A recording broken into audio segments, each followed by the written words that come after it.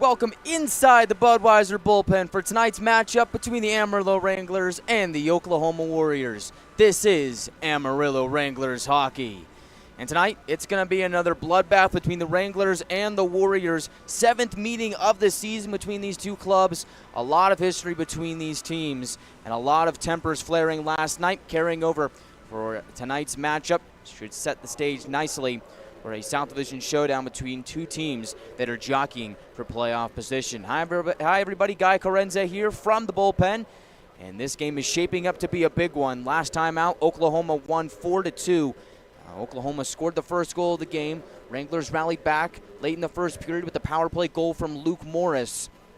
Game was tied 1-1 heading into the second period, and the rest of the goals for the entire game were scored in period 2.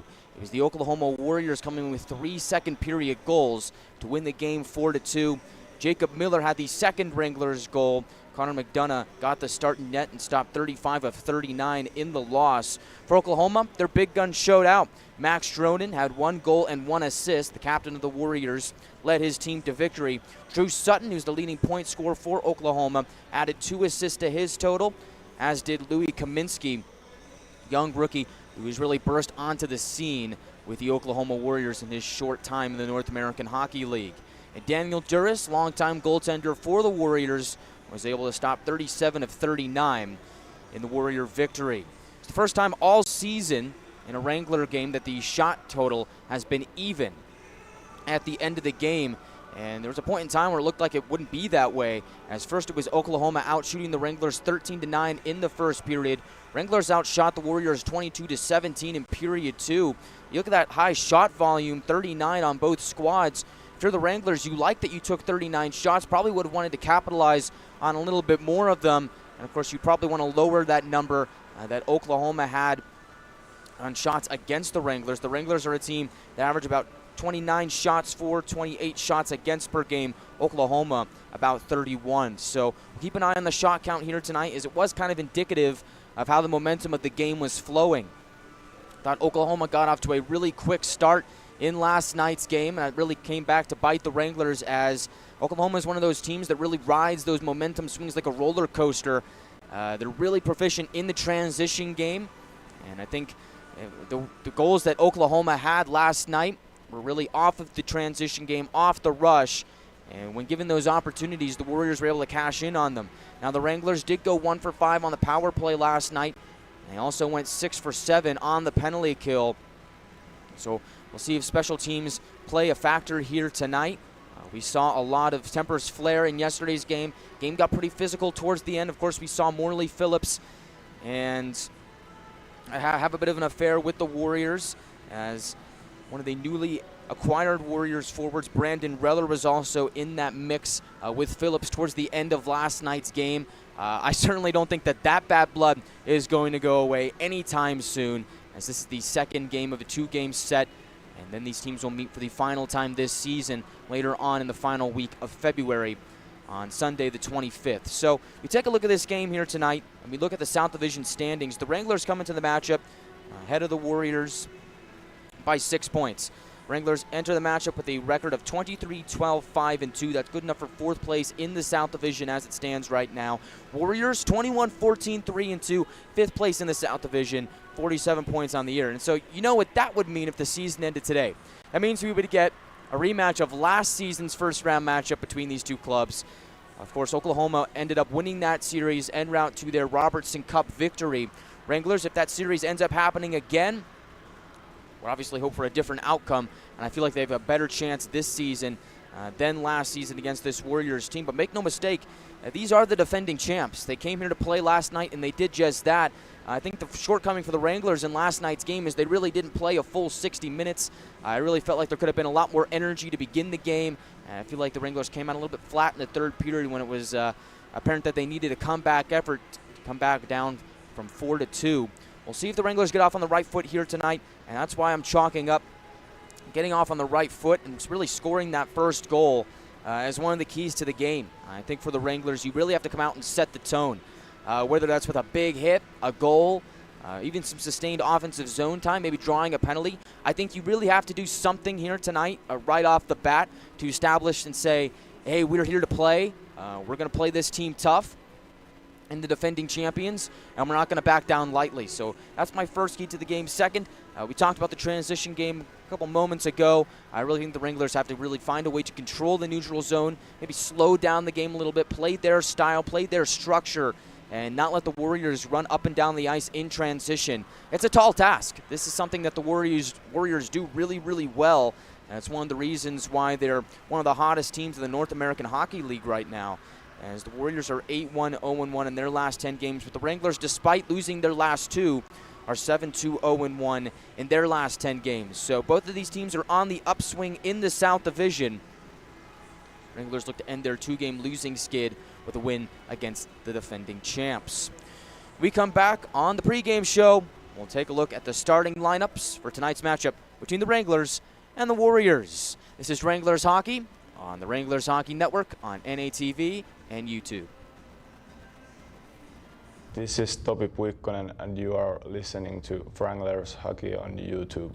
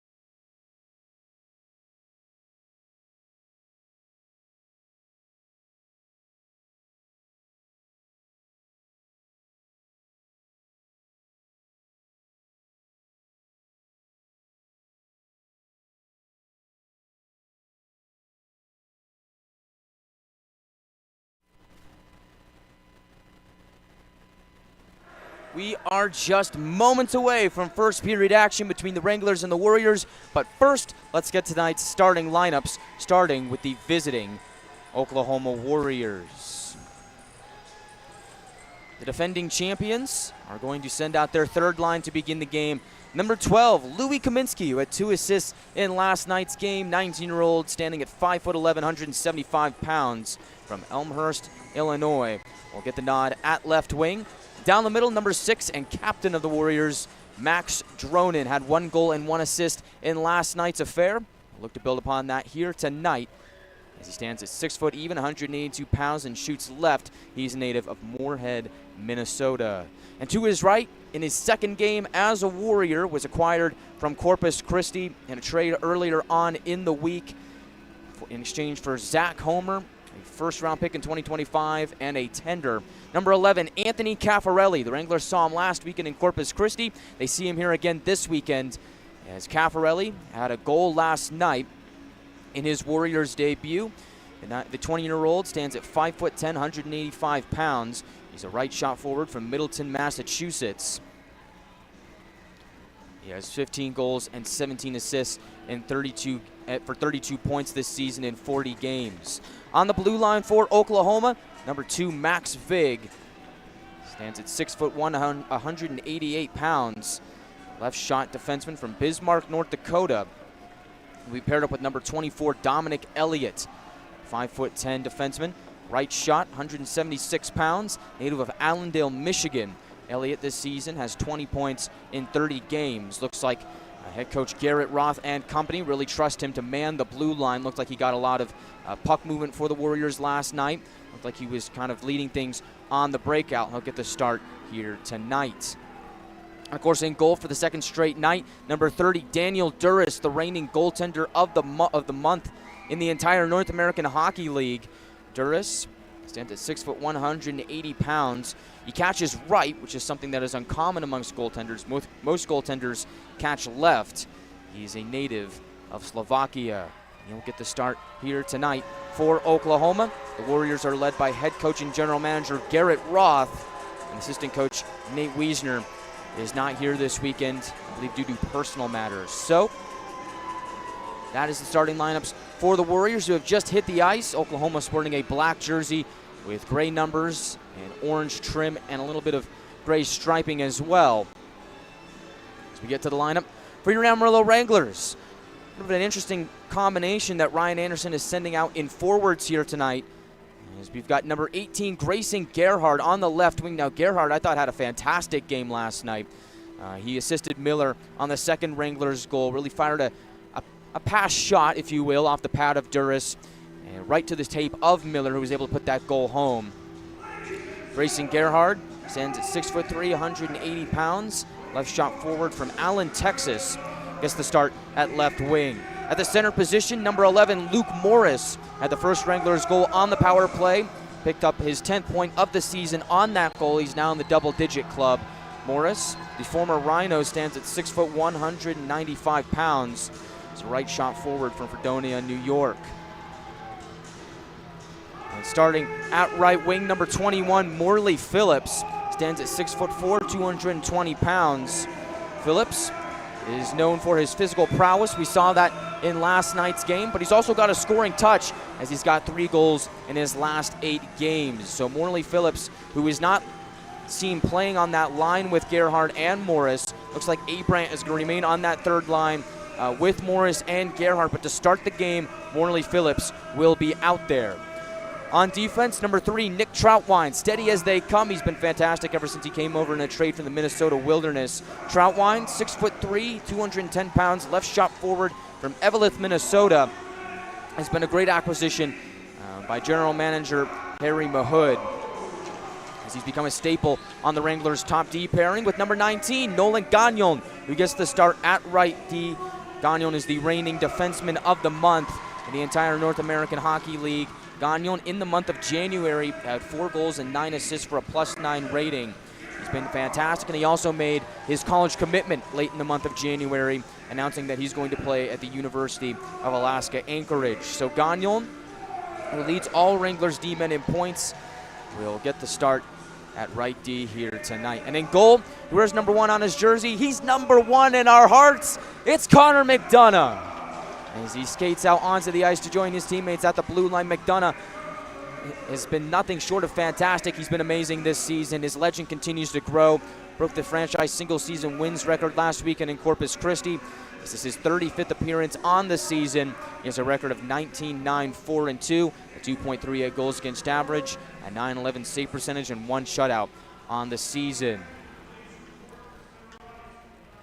Looks like the captains will report to center ice for our ceremonial puck drop. It's pucks and pause night here at the Budweiser bullpen. And as Ruff will trot his way out there, mascot of the Wranglers will drop the puck. Kyle DeMarco, the representative for the Wranglers, and Max Stronin for Oklahoma. talked about it in my audio test, but we've got a lot of dogs in attendance for Pucks and Paws. Dogs are welcome to come here tonight, so I'm interested to see when the Wranglers score their first goal, if all those dogs will start howling. Hopefully it doesn't take too long for the Wranglers to get off on the right foot. Coming up next, the national anthem, and afterwards, first period action from the Budweiser bullpen. This is the Wranglers Hockey Network on NATV and YouTube. This is Topi Puikkonen and you are listening to Wranglers Hockey on YouTube.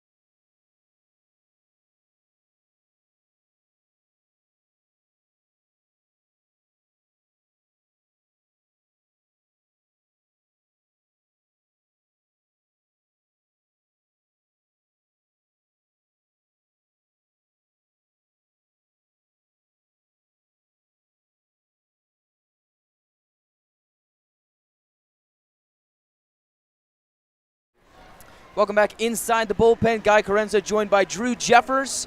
Drew, happy to have you back on the broadcast. Yeah, thanks for having me once again. So, big matchup here tonight. Drew, what do you think are some of the keys to the game for the Wranglers? Puck management, definitely. That's what's important. We were all over the place last night with placing pucks. We got to do a better job there. The Wranglers would look to do just that. I also thought that the transition game played a big factor in last night's game. I think as the game goes on, we're going to see speed really making plays off the rush come into play there. I think whoever managed the puck, as you said, and really plays into that transition game the most is going to come away with the victory here tonight, as the Wranglers will huddle up in front of their own bench. Ryan Anderson will rally the troops. Garrett Roth will do the same, as the Wranglers will skate from right to left, Warriors from left to right, as we see it from the Budweiser bullpen.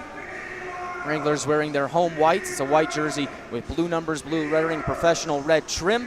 Connor McDonough will make his way between the pipes as he will get the start here tonight. He has a record of 19-9, 4-2 on the season, looking to pick up his 20th win of the season. Across from him, Daniel Duras, longtime goaltender for Oklahoma. He's never finished a season with a save percentage lower than .911. He's been sharp in his tenure with the Warriors, won a Robertson Cup champion last season with Oklahoma. As we are underway from the Budweiser bullpen, as play gets shoveled back behind Duras, Oklahoma will possess and send it up the far wall. Gagnon is there, the puck escapes him. Dronin at it center ice, they'll jostle for it in front of the scorer's table. Contested puck is picked free by Gerhardt, who'll slide it into Oklahoma territory. Anthony Caffarelli tries to bank it over to Vig. Takes a funny carom off the boards. Oklahoma able to escape any more danger. Ruklidis will field it in his own zone. Pass it up to Morley Phillips at the red line. He'll knock it down, and the Wranglers will get their first change of the game. Down the right wing, Oklahoma moves into the zone. It's Drew Sutton stopping at the circle, playing it up high. Vukas takes a shot, goes off a stick, well into the air, stays in play. Jack Ivey will corral it. He'll play it towards the near corner. Kruklidis picks it up. He'll move up along the wall. Sutton takes it away. Finds Vukas in motion. Over is McHenry. But DeMarco's there to shut that play down. Nice defensive play by Kyle DeMarco. Jack Ivey in the attacking zone. Finds Ben Ivey towards the goal. McDonald is there. Duras makes the save. The puck is free. And somehow he keeps it out of the nets. My goodness, there it is, that transition game coming into the factor. Just a minute and 14 seconds into the game. That top line for the Wranglers, fresh off the bench. A couple of big passes from Jack Ivey to Ben Ivey. McDonald was wide open, and somehow Duras sprawled out to make that save. Good start here for the Wranglers. I agree. I think that first line and that starting line did a really good job of establishing the energy. Zapp will take the draws, the second line out there now. Zapp with Pukinen and McNaughton here tonight. Warriors move down the left wing. Carlisle gets bumped by Gagnon. Play goes below the Wrangler goal line. Gagnon racing back, gets the puck on his stick and backhands it forward for Zapp. Landon Fleming will pick it up, slide it to Ulrich down the left wing. Ulrich did not play in the 5 games that these teams played in back in October. Made his series debut last night. Up ahead, McNaughton enters the attacking zone, has Zapp trailing. Oklahoma gets a stick in the way. And moving up ice now is Nathan Rickey. He'll take a shot, goes wide of the mark, banks off the back of the net. Wranglers take a couple swipes at it. Sutton tries to step in and steal the puck, and he does. On his forehand, sends it towards the slot. And nothing more as the Wranglers' TJ Ritchie is able to make the defensive play to sweep the puck out of danger. Sutton will whip it back in, hits an errant stick. The Wranglers will play it up to Zapp, who quickly touches it to Gerhard. He will toss it into Oklahoma territory and give chase. Renner is able to work it back out into the Wranglers zone. Kruklidis possesses it to DeMarco. Kruklidis playing in his 4th game as a Wrangler. I think he's looked pretty sharp in his short stint with Amarillo so far. As Morris on the attack, finds Abrant down low. He'll go behind the net. Lurking in the slot was Morris. He tried to center it to him. It goes off the stick and back out to center. Kruklidis winds it back in. Off the stick of Duras. Robertson joins the fray, making his set debut. As Vig will handle it from the far corner.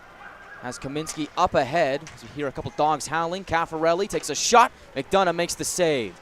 Dronin banks it off the side of the net on a second attempt. Bouncing puck goes off that errant stick. Works his way to Robertson, who finds Jacob Miller rumbling through the neutral zone. Miller scored the second Wranglers goal last night as the Wranglers look to get to work offensively. Robertson on the forecheck.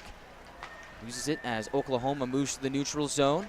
Ulrich down the right wing, drops it off. Nelson was driving towards the goal, and he gets walloped by Morley Phillips.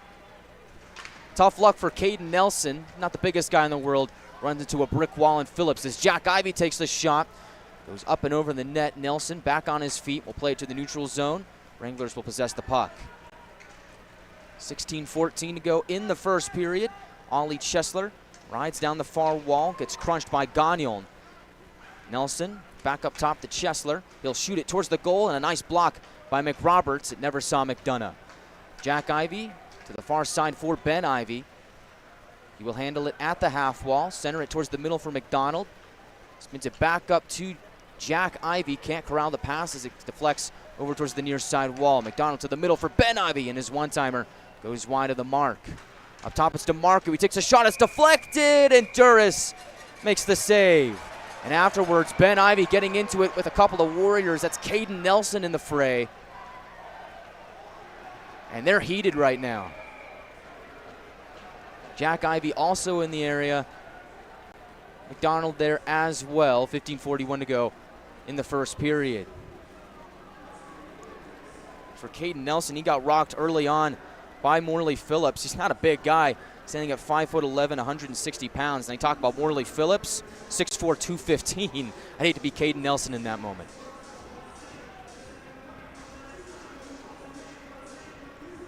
This next faceoff is going to be in front of the Oklahoma bench.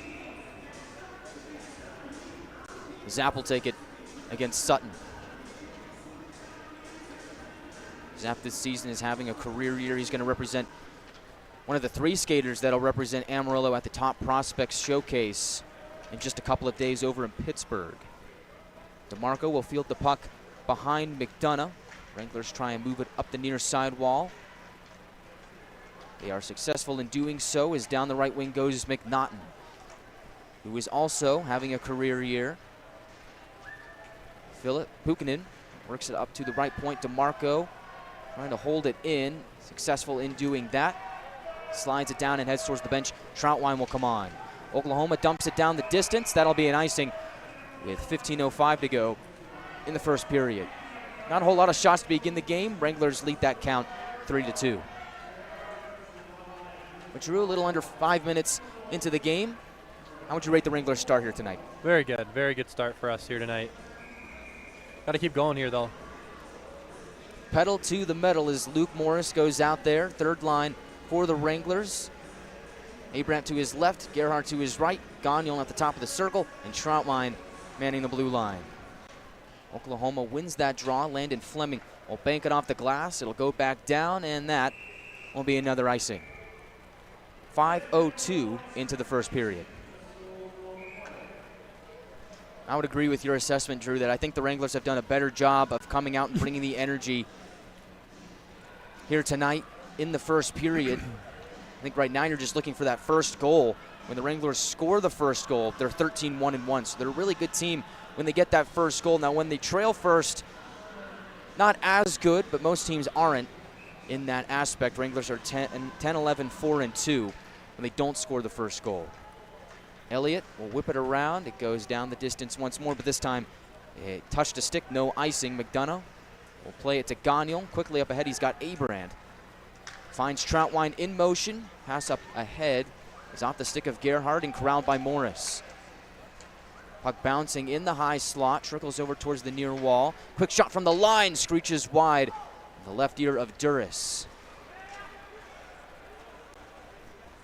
Brandon Reller will pick up the puck for Oklahoma. Was recently traded to Oklahoma not too long ago. He tries to weave his way towards the goal. Wranglers are able to shut that down. As down the left wing goes Trace Day.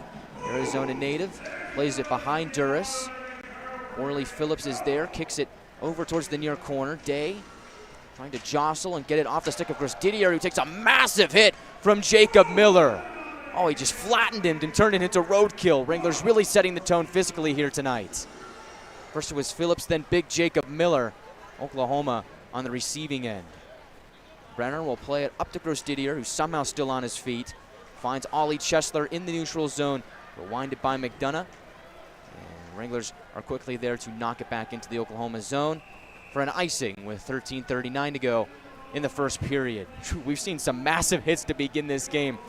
I mean, wow. Yeah, mostly on the Wranglers side here. It's what we needed to get back into this matchup here. I think so far you check all the boxes. The Wranglers really have done everything well that you would like to see if you're a member of the coaching staff here tonight. I mean, they've come out, they've set the tone physically, offensively. They've managed the puck well to this point. I think the next thing on that list is to get that first goal. Yeah, every line seems to be going well. The left point, Fleming knocks it behind McDonough. Dronin on his forehand, will skate up the near wall. Button hook at the top of the circle. Shot from Kaminsky, well off the mark. Fleming pinching, keeps it in for a moment. Goes onto the stick of TJ Ritchie. He's able to get it back out toward the neutral zone where Phillips will knock it off a stick and out of play. 13:19 to go in the first period. So looks like that first line out there for the Wranglers. For Jack McDonald, this is his 100th North American Hockey League game. Last night, it was the Ivy Twins. Tonight, it's Jack McDonald. Congratulations to Jack. All 100 games have been with the Amarillo Wranglers. Kaminsky tries to play it across, passes picked off by Kruklidis, bounces back towards the Oklahoma defense. Played up to Dronin. He finds Kaminsky, and we get a whistle for an offside on Oklahoma. 13:04 to go in the first period.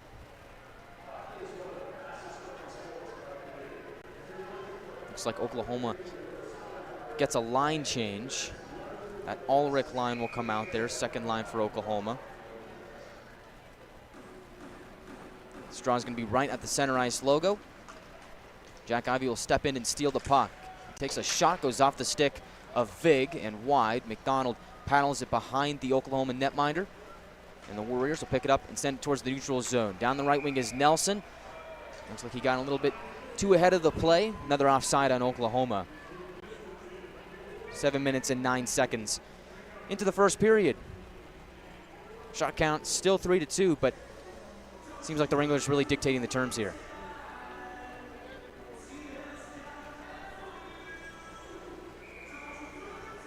Zapp will take the ensuing draw against William Ulrich. Both are imports. Zapp is German. Ulrich is Swedish. Zapp in his second season with the Wranglers. He's going to head towards the top prospects showcase with DeMarco and Pukkanen in just a couple of days.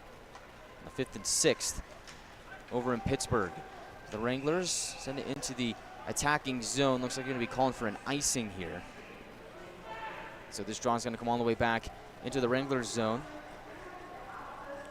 A reminder that the jerseys that'll be worn during top prospects by DeMarco, Pukkanen, and Zapp, you can own one of those. And so they will be available for auction on the Dash Auction app. I know we don't usually dabble with Dash a whole lot, but if you head on over to the Dash Auction app, you can check out those game-worn jerseys that'll be worn by those 30 at top prospects. So it can be yours. All you got to do is bid. As Zapp stays out there, he'll take the draw against Ulrich once more. He wins it. McNaughton steps in and shoots. Goes wide of the net. Troutwine joins the fray to keep it in the zone. Left point shot from McNaughton is blocked. And here goes Caden Nelson down the right wing. He charges after a loose puck, but McDonough's going to get there first. He prods it up ahead towards Pukkanen. As the Finnish forward will gain the red line and dump it into the Oklahoma zone. Ulrich gains center red, now Wranglers blue. Down the left wing, he shoots, pad save. McDonough kicks it towards the far corner. TJ Ritchie claims a free puck. And looked like he was looking for Zapp. The pass is offline. And so it'll be an icing on the Wranglers with 12:05 to go in the first period.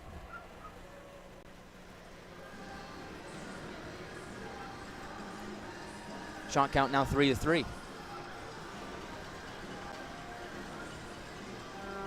Ensuing draw is going to be to the right of McDonough. Second line remains out there. DeMarco and Ritchie are two defensemen. Zapp will take the draw this time against Drew Sutton. Sutton wins that draw cleanly. A little so cleanly that he splits his own D. Puck trickles back into the Oklahoma zone. Brenner plays it forward into the Wranglers zone. Deep in his own territory is Kruklitis. He'll start the next charge. Morris enters the attacking zone, gets bumped off the puck by Spruill, and got a stoppage with 11:47 to go in the first period. We're going to get the game's first penalty here.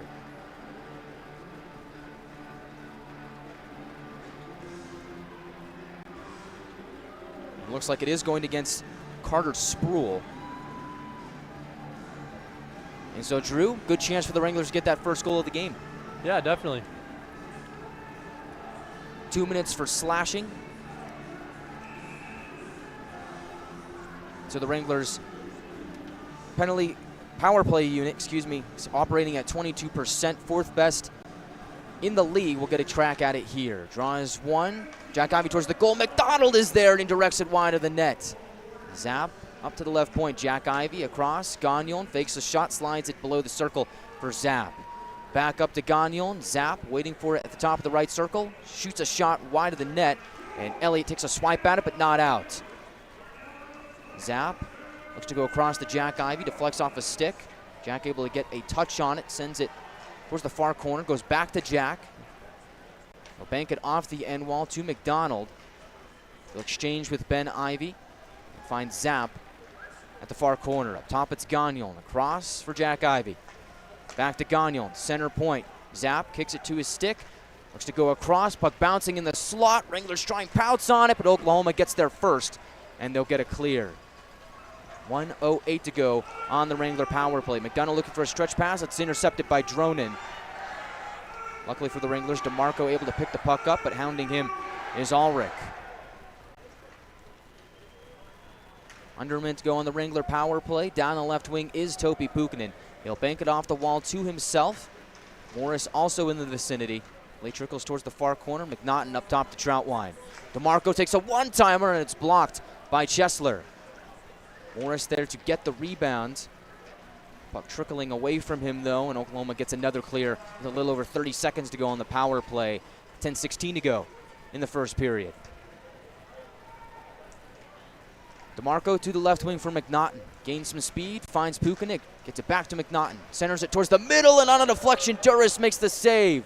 Luke Morris was in the right place at the right time. Just couldn't get it past Duras. In the far corner, bodies converge. 3 Wranglers, 3 Warriors. Troutwine, right in the thick of it, tries to kick it off the wall. Penalty expires. We're back to 5-on-5. Wranglers have taken the last 3 shots as the puck rolls in on Duras. Makes no mistake and covers it up with 9:39 to go in the first period. Scoreless game here at the Budweiser bullpen, but looks like the Wranglers off on the right foot here in downtown Amarillo. We'll be back in just a moment on the Wranglers Hockey Network on NATV and YouTube. This is Topi Puikkonen and you are listening to Wranglers Hockey on YouTube.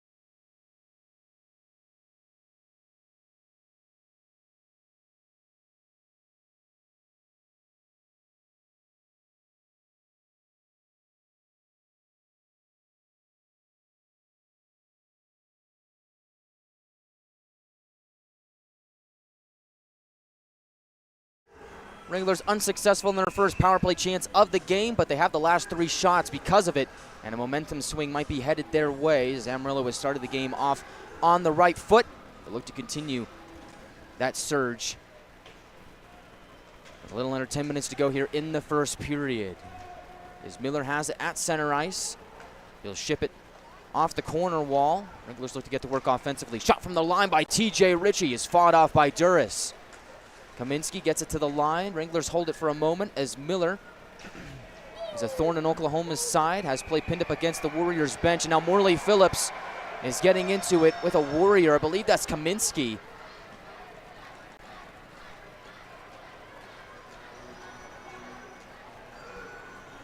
Cole Robertson also in the fray. He's got a smile on his face. Good to see Cole back in the lineup.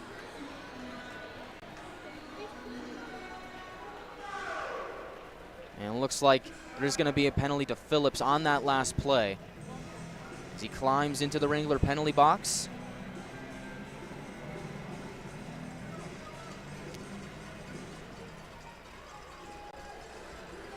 And all indicators, go ahead. Yeah, not really sure what they're discussing here. Obviously, maybe a little 2-minute penalty, but I'd be surprised if it's much more than that. I'm interested to see if there's a representative from Oklahoma that goes into the box. I think that might be part of the discussion right now. As they kind of talk things over. If I had to guess, it'd be a boarding call.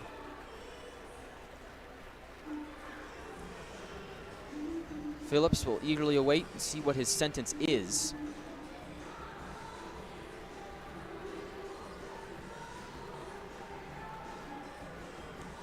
As it looks like Garrett Roth has his explanation. Now Ryan Anderson will get his. Kind of wish I could be a fly on that wall and get one as well.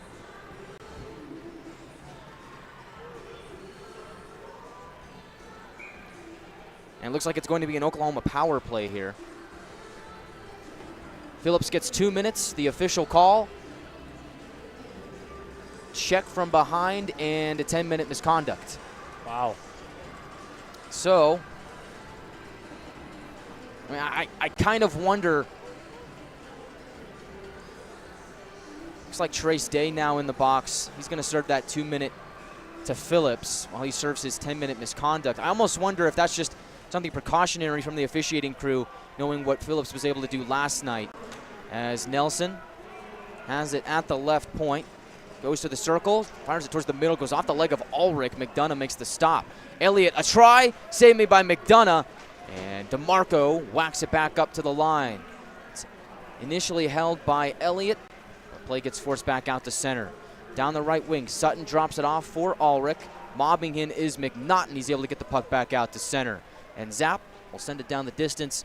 Wranglers have killed off about 35 seconds here on the penalty to Phillips. Down the left wing is Drew Sutton. Exchanges with Dronin. Warriors enter the zone. And Karam's dangerously off the corner wall. McDonough never saw it. Luckily for the Wranglers, they escape danger, and Oklahoma fumbles the puck at the Wrangler blue line. We'll have to reload at center here. Jack Ivey throws a massive hit on Elliott in front of the Wranglers bench. They howl with approval. As Amarillo gets another clear under a minute to go on the penalty to Phillips. This is a Wrangler power play unit. That's a top 10 unit, or excuse me, penalty kill unit. 83.3% on the season. That's 7th in the league. As Vig tries to cycle around, he gets his pocket picked by Gagnon, and a great clear there from 19 in whites.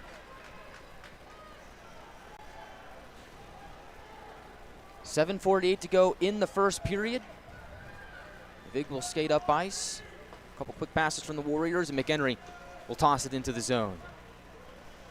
Jack Ivey muscles him away from the puck. Troutwine is there for our Wranglers, but Carlisle from the circle takes a shot, and McDonough stops him point blank. That is a huge save from Connor McDonough, and that's one of those dangerous plays where you've got the puck below the goal line, a couple bodies drift down there, and somehow a guy like that finds his way all alone between the circles, and Carlisle and McDonough is sharp. It makes that stop. 17 seconds remaining on the Oklahoma power play. Carter Sproul will take the draw against Jack Ivey. Caffarelli to his right, Carlisle to his left. Vig is also out there, and McHenry for Oklahoma. Gagnon, after the Wranglers win the draw, flies it to Ben Ivey. Caffarelli is there as well, but Ben able to get another clear for the Wranglers, and that should pretty much do it for Oklahoma's power play chance. Looks like the puck was played with a high stick, so looks like I spoke too soon. Stops time with 4 seconds to go on the Phillips Phillips penalty. 7:19 to go in the first period. Shot count 7-6 in favor of the Wranglers, as the draw is going to be to the right of Duras.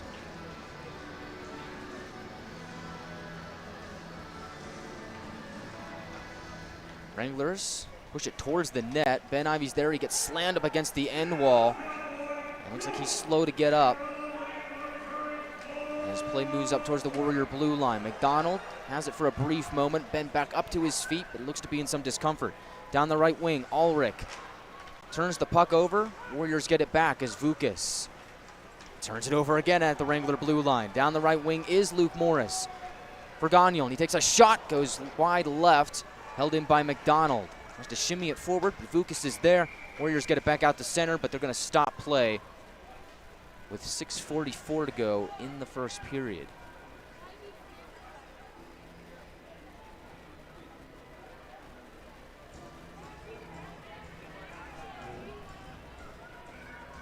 We'll keep an eye on Ben Ivey.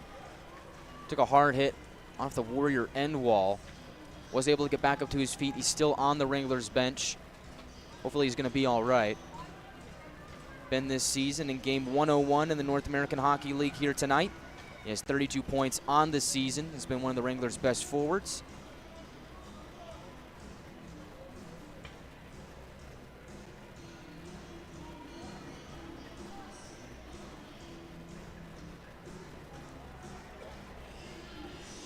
Looks like the ensuing draw is going to be somewhere in the neutral zone. Looks like it's going to be at the center ice logo.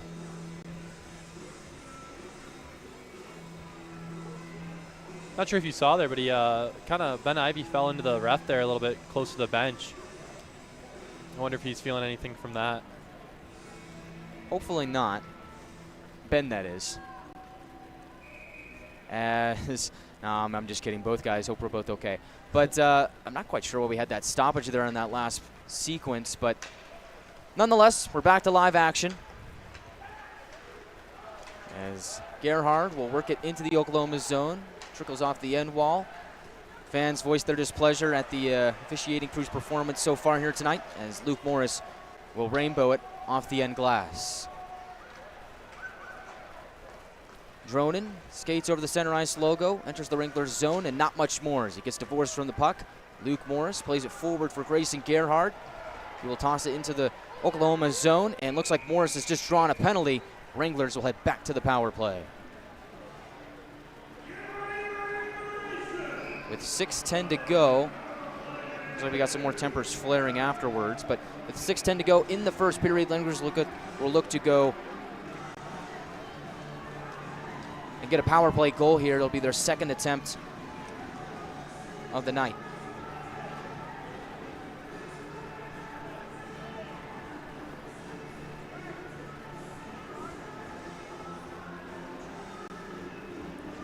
Max Dronin goes to the box. And now McRoberts climbs in, so. And Morris. It's a crowded bunch now. Morris, McRoberts, of course Phillips still in there for his 10-minute misconduct.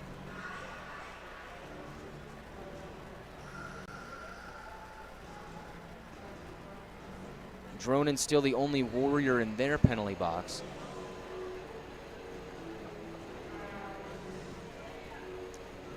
I'm not quite sure what McRoberts did on that last play. We'll get the official word soon, but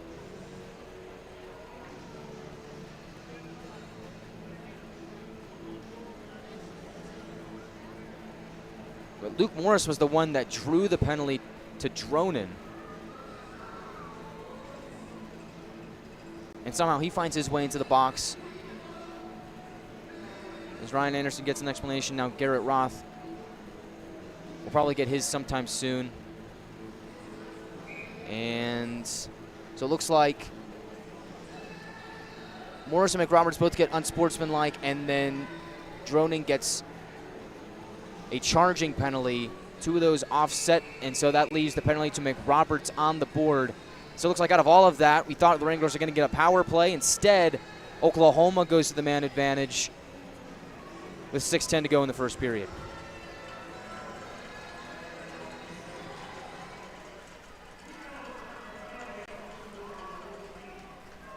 Wranglers off the draw, get a quick clear.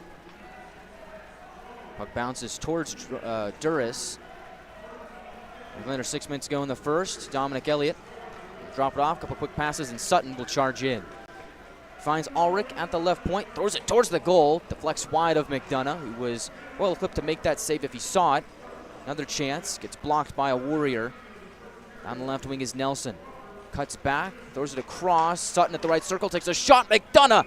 A big save to deny that. It looks like Connor McDonough is on his A game here tonight.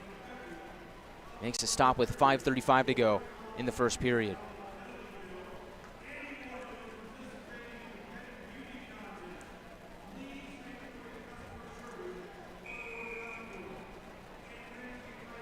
Draw will be to McDonough's left.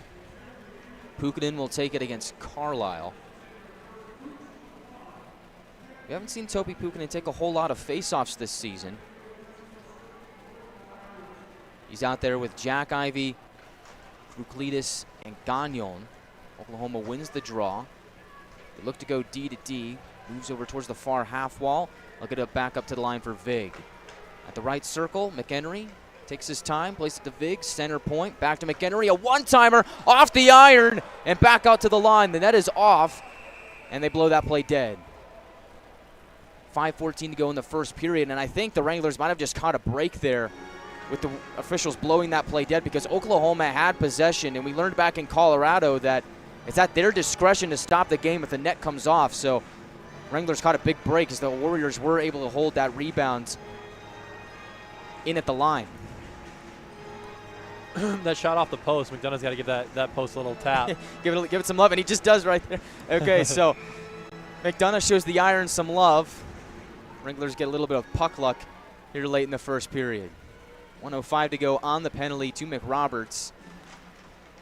Zap wins the defensive zone draw. DeMarco takes a big blast at it to try and clear, but Vig holds it in. He'll pitchfork it towards the far corner.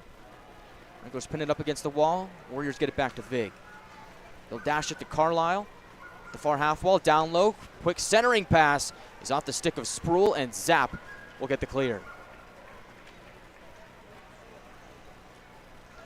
39 seconds to go on the McRoberts penalty. Oklahoma bursts into the zone. It's Carlisle down the right wing. Zap there defensively. Knocks him off the puck for the moment. Bodies cluster up below the Wrangler goal line. At the end wall, it's Troutwine and Sproul. A couple more bodies join the fray. Everybody wants a piece of that puck as they still spar for it. This sequence benefits the Wranglers as time drips off. At center point, it's Vig to the left circle. Caffarelli, a one-timer. Quick snapper, puck loose in the slot, bounces back to Caffarelli. Exchanges with Vig, he'll shoot, and it's blocked by DeMarco. Second try, McDonough with a pad save, and he pounces on the rebound. And he will hold and smother it with 4:08 to go in the first period. For a moment, the Wranglers are going to get a clear there. Warriors with one last try at the tail end of the power play. As they quickly add 3 shots to Oklahoma's total, they now lead that department 10-7. But Drew, a big sequence there for the penalty kill, and what a couple shifts there for Connor McDonough. Yeah, some nice saves from him.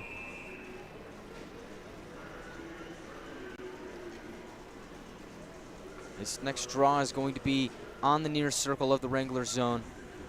Sutton will take it against Ben Ivey, who's back out there, which is good to see. Wranglers win that draw, play it around to where TJ Ritchie will get it up to his own blue line with a little help from his friends. Find Jack Ivey in motion. Down the right wing. Tries to cut towards the net, and he's shouldered away by Will Brenner. Ben Ivey on the forecheck. Keeps the puck in the Warriors zone for a moment, but they're able to dig it free and get it back out to the neutral zone. McDonald tries to go right back on the attack, but they're going to blow it offside with 3:43 to go in the first period. Wranglers voicing their disapproval, trying to argue their case. Petition to maybe get this draw moved. But it looks like they're going to keep this in the neutral zone.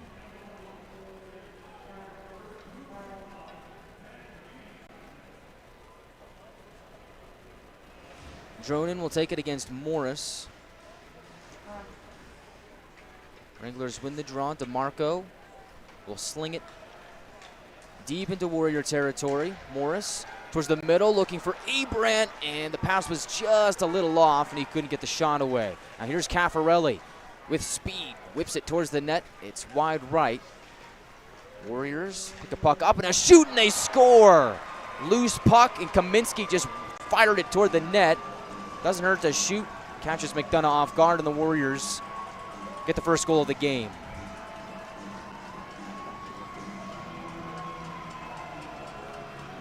Comes with 3:21 to go in the first period.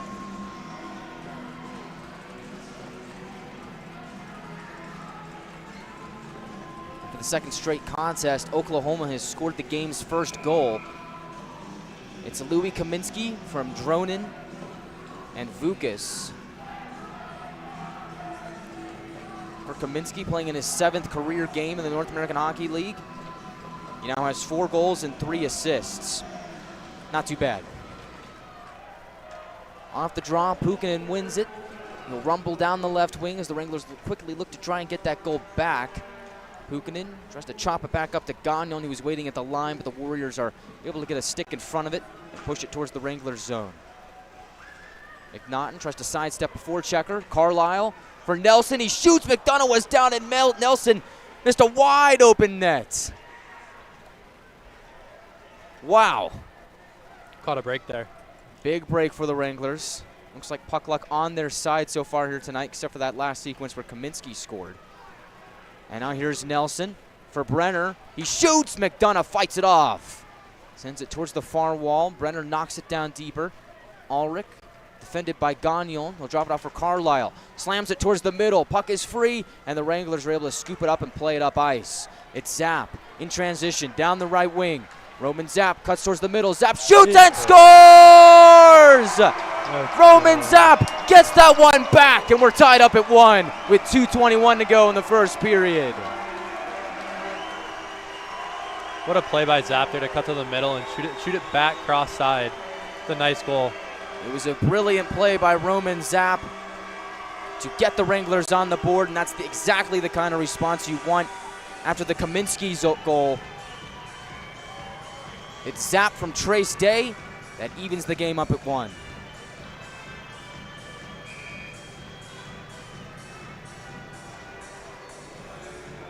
And that goal comes exactly 1 minute after Kaminsky scored. So the Wranglers get that one back quickly for Zapp. He picks up goal number 13 on the season. He now has 38 points in 41 games. He's having a stellar sophomore campaign, really has broken out this season. He had 10 goals and 13 assists in 55 games last year. Went to top prospects last season. We knew he could be a star this year, and it really has flourished here with the Wranglers.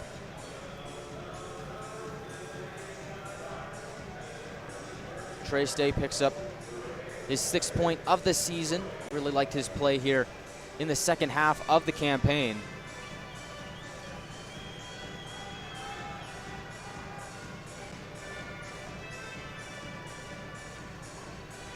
As we are now all tied up at 1.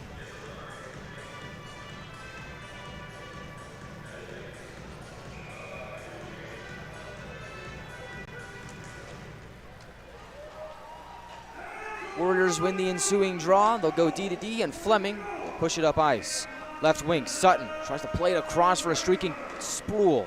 Wranglers get a stick in front of it, bounces back towards the far side wall. Cole Robertson is able to muss his way out to center. From the left wing, Wranglers take a shot, it goes wide. Robertson, on a forecheck, is able to dump it down below the goal line for Miller. He exchanges with Day. We'll wheel it around towards the far wall. DeMarco trying to keep it in, but the Warriors are able to clear it back out to center. Wranglers regroup and reload as Kruklitis fires it in. Wranglers get a line change here. So looks like that first line coming out. Troutwine gloves it down at center ice. Warriors will possess with 1:34 to go in the first period. Troutwine will play it deep into the Warriors zone. Duras will stop it. Warriors will slam it into the Wranglers zone. Kaminsky beats out the icing. Jostles with Gagnon in the near corner. Puck squeaks free to McDonald. They'll find Troutwine in motion. Wranglers scurry up the ice. Troutwine gains the red line and looks like he wanted to dump that puck in, but instead pitched it into the Oklahoma bench. Gets us a stoppage with 1:05 to go in the first period. Shot count 13-8 in favor of the Warriors, but it's a 1-1 game.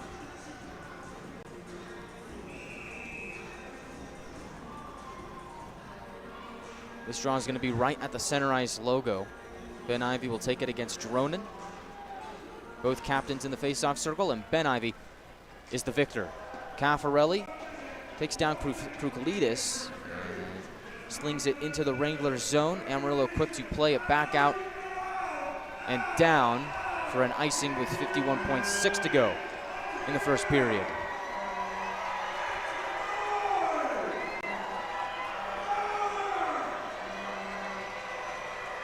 Fans getting loud here on Pucks and Paws night. I know we're going to have a Pooch on the Pond pet beauty contest during the first intermission. That should be a lot of fun. As for us, we are going to head toward the first intermission report. We'll recap the first 20 minutes of play, look ahead to period number 2, and also checking on some scores from around the league. As there's a lot going on in the South Division right now. Nelson takes a shot from the left circle. McDonough makes the save. Wranglers will possess. Left wing McDonald banks off the wall looking for Jack Ivy, and the pass is just offline. He takes a spill at the blue line. Oklahoma catapults it back into the Wranglers zone. Jack Ivy there to possess the puck. Oklahoma on the forecheck gets it back. Ulrich finds Carlisle. Gets pinned up the wall by DeMarco. Centering pass by Nelson. Is off the stick of Jack Ivy, and he will move his way up ice with 13 seconds to go. In the neutral zone, Vig is there. We get a stoppage of play with 8 seconds exactly on the clock.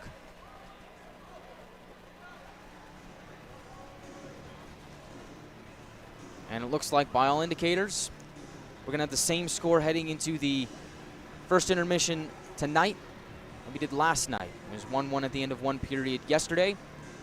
And barring a quick goal in the last 8 seconds, it'll be the same here today. Looks like McDonald goes to the penalty box. Wranglers head to the penalty kill here.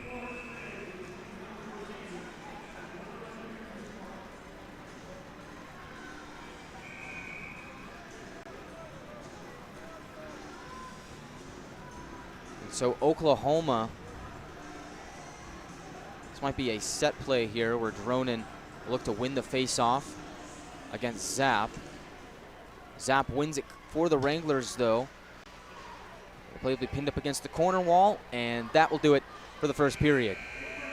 1-1 from the Budweiser bullpen. Shot count 14-8 in favor of Oklahoma. The Warriors will have a minute and 53 seconds of power play time to begin the second period, as afterwards we got a little bit of a scuffle. We'll break that up. Both teams will head towards their respective locker rooms. Hopefully not much more. You will head back towards our booth in a couple of minutes for the first intermission report. We'll talk about the first 20 minutes of play. Look ahead to period 2, and I know there's a couple big games going on in the South Division that everybody's curious about, me included. And so we'll peek in at our out-of-town scoreboard when we come back on the first intermission report on the Wranglers Hockey Network on NATV and YouTube.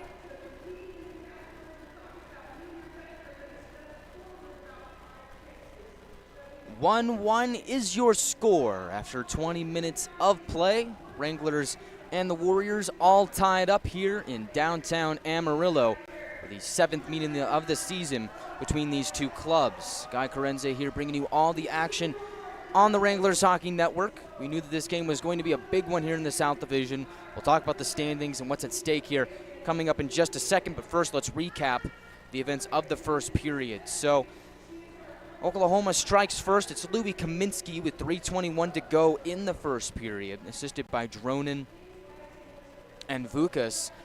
And this is one of those plays where it just happens so quickly. You see the play up on the near side wall. It looked like the Wranglers were going to get the puck out of the zone. Oklahoma was pushing, trying to keep it in, and then the puck kind of just takes a squeak and pops out into open space, and Kaminsky skates into it, takes a bomb of the shot, and I think McDonough just really, it looked like it caught him off guard. I mean, he was in position to make the save, but it just looked like he wasn't expecting Kaminsky to really take that shot there. Ended up beating him blocker side, and the Warriors go up 1-0 with 3:21 to go in the first. But then you get the response, and that's what you want to see if you're a Wrangler fan, the response. Roman Zapp gets the goal. Trace Day credited with the assist. 2:21 to go in the first period, exactly 1 minute after the Kaminsky goal evens the game up 1-1. And Roman Zapp is just a heck of a player, man. This is a guy that he's not committed to a college as of right now, but he's going to head to top prospects in a couple of days, and something tells me he's not going to be uncommitted for long. This guy, it really is a gamer, game in and game out. He just does everything so well, and on this play, he reads it perfectly. Receives the cross-ice pass on the right wing, travels down the far side boards, makes a smart move to cut into the middle. He's a lefty shooter, so he's able to cut in and on his forehand towards the slot, and he just whips a wicked shot past Daniel Duras. What a play from Roman Zapp, and his stellar season continues. He now has 13 goals on the season, 25 assists, 38 points in 41 games. He's one of the Wranglers' Iron Men. Or excuse me, no, he's not one of the Wranglers' Iron Men that have played in every single game, but he's played in just about all of them. He's been fantastic here this season for the Wranglers. And if you are wondering who the Wranglers Iron Men are, this is game number 43 for the Wranglers.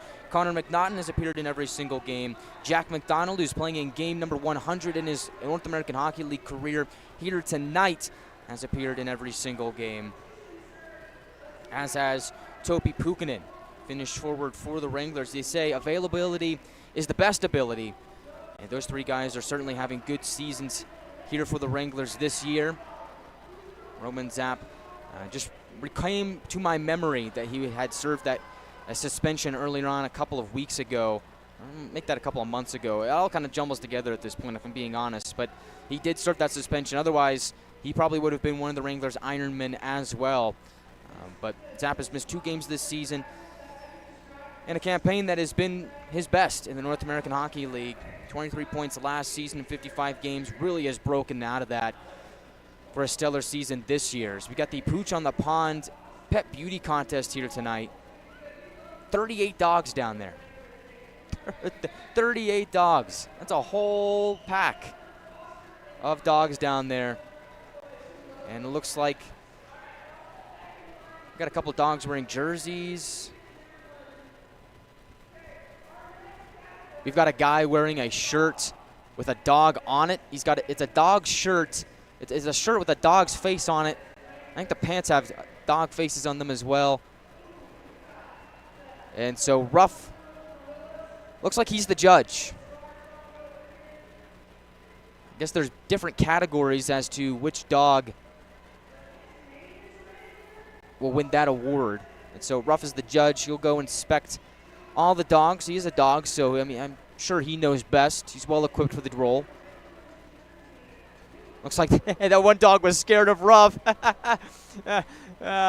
like that was like a golden retriever. Ruff pointed at it and the dog got scared. Oh, that's hilarious. Good action going on here at the Budweiser bullpen. Good crowd, and looks like the Wranglers really have fed off the crowd energy well. We're talking about Drew Jeffers here when he was on for the first period. It looks like the Wranglers have gotten out to the game on the right foot. I think everybody understood that last night probably wasn't the Wranglers' best effort. Certainly there needed to be a little bit more oomph in the performance here tonight. And Amarillo came out and they played well in the first period. I really thought, you look at the shot count, 14-8 in favor of Oklahoma. The Warriors did have a couple more power play chances than the Wranglers did, and that's probably why you see a little bit more of a higher shot volume for Oklahoma compared to Amarillo. Otherwise, I thought that was a pretty evenly played first period. I thought that the Wranglers did a really good job of really coming to play at puck drop here to begin this game. They were getting shots on goal, getting scoring chances. That first goal was kind of elusive for the Wranglers. Oklahoma did score first, but I really like the response by the Wranglers there late in the first period, minute after that goal, to quickly get it back. And I think that's going to be critical here moving into the second period, as the Wranglers, when they're tied after one period of play, 10-3-3-1. When they're trailing after one period, 5-8-2-1. So you think about that late goal by Zapp to even the score at 1, how much that might impact how the Wranglers approach the second period here. And if the Wranglers are able to get the lead, because now the game is tied, and you're not thinking about when the Wranglers might score that first goal, because they've already done that. And so it's been kind of a bit of a struggle for the Wranglers to get first period goals this season. So one on the board, not too shabby. They'll look to surge in the second period, as we've seen them do time and time again this season, and take the lead against the Oklahoma Warriors. Just a reminder, though, Jack McDonald serving a minute and 53 seconds of penalty time to begin period number 2. Oklahoma will open with a power play penalty kill. We'll have to get to work. Wranglers PK unit 2 for 2 so far here tonight. They will look to go 3 for 3. We got some dogs howling down there, wagging their tails. I'm going to take a break and step aside, but when we come back in a couple of minutes on the first intermission report, we're going to take a look at some scores from around the North American Hockey League and talk about the impact of this game here tonight. We'll be back in just a few. This is the Wranglers Hockey Network on NATV and YouTube.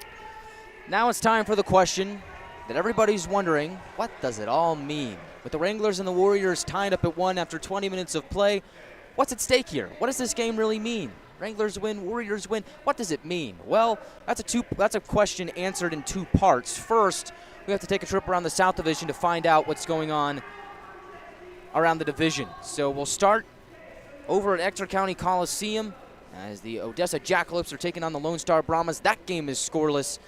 About 5 minutes into the second period. Lone Star currently sits at the top of the South Division, but they are vulnerable And I think at some point a team could catch them given the right conditions. Jackson Brahmas scoreless. Top of the second period. And then take a trip over to Outpost Ice Arenas, where the Mudbugs are battling the Ice Wolves. 1-1 there after one period of play. Kyan Haldenby with the goal for Shreveport. Bryce Johnson for New Mexico. And of course, we'll end our trip over at El Paso County Event Center, where the Grit are taking on the Rhinos, and El Paso has a 1-0 lead 8 minutes into the first period. Jakob German scores for El Paso, and that is the only goal of that game so far. So with El Paso having the lead there right now, we will then go to the second part of our answer. So we look at the South Division right now. Lone Star, top of the division, 65 points. Shreveport, second place, tied with El Paso for second with 56 points. Wranglers, 3 points behind them with 53. So no matter if the Wranglers win here tonight, they can't catch El Paso, they can't catch Shreveport. They will remain in fourth place in the division no matter what the outcome of the game tonight is. Now, if El Paso and Shreveport both lose and the Wranglers win, then of course that's great. You catch up to them, and you're only 1 point behind, with a date with the El Paso Rhinos next weekend and the weekend after that. So that could fare greatly in the Wranglers' favor. If you think if Oklahoma wins, well, that'll be interesting because they're just 6 points behind the Wranglers. They're currently fifth in the South Division, and they're 1 point ahead of New Mexico, who's in sixth place with 46 points. Top six in the division make it. Odessa has 37. They're out of the playoff picture by 9 points. So your top six looking pretty good right now. Things are kind of taking shape. Looks like we know who's probably going to be in, who's probably going to be out, although you never know. But all games will be played, all points will be settled.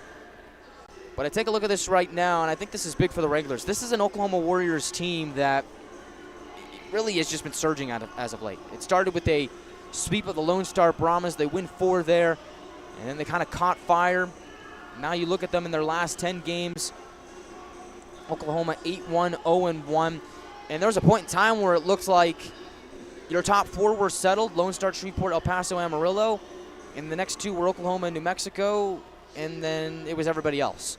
Well, now because of the surge by the Warriors, kind of makes you wonder, with the defending champs back on the rise, could they find their way into the top 4? Could that become a little bit more of a muddied mess? Well, the Wranglers, if they win here tonight, could kind of put an end to that for a moment, as then they would have an 8-point lead over the Warriors heading into a 4-game set against El Paso.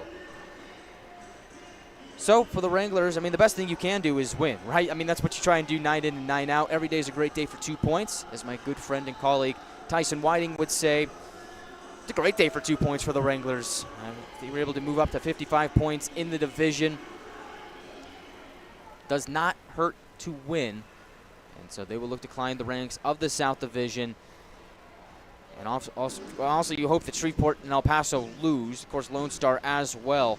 While the Brahmas do have pretty sizable lead here between first place and everybody else, I do think that it is possible to catch up to Lone Star. They played the most games in the division. They played 44. Tonight is their 45th. Everybody else has a couple games in hand on them.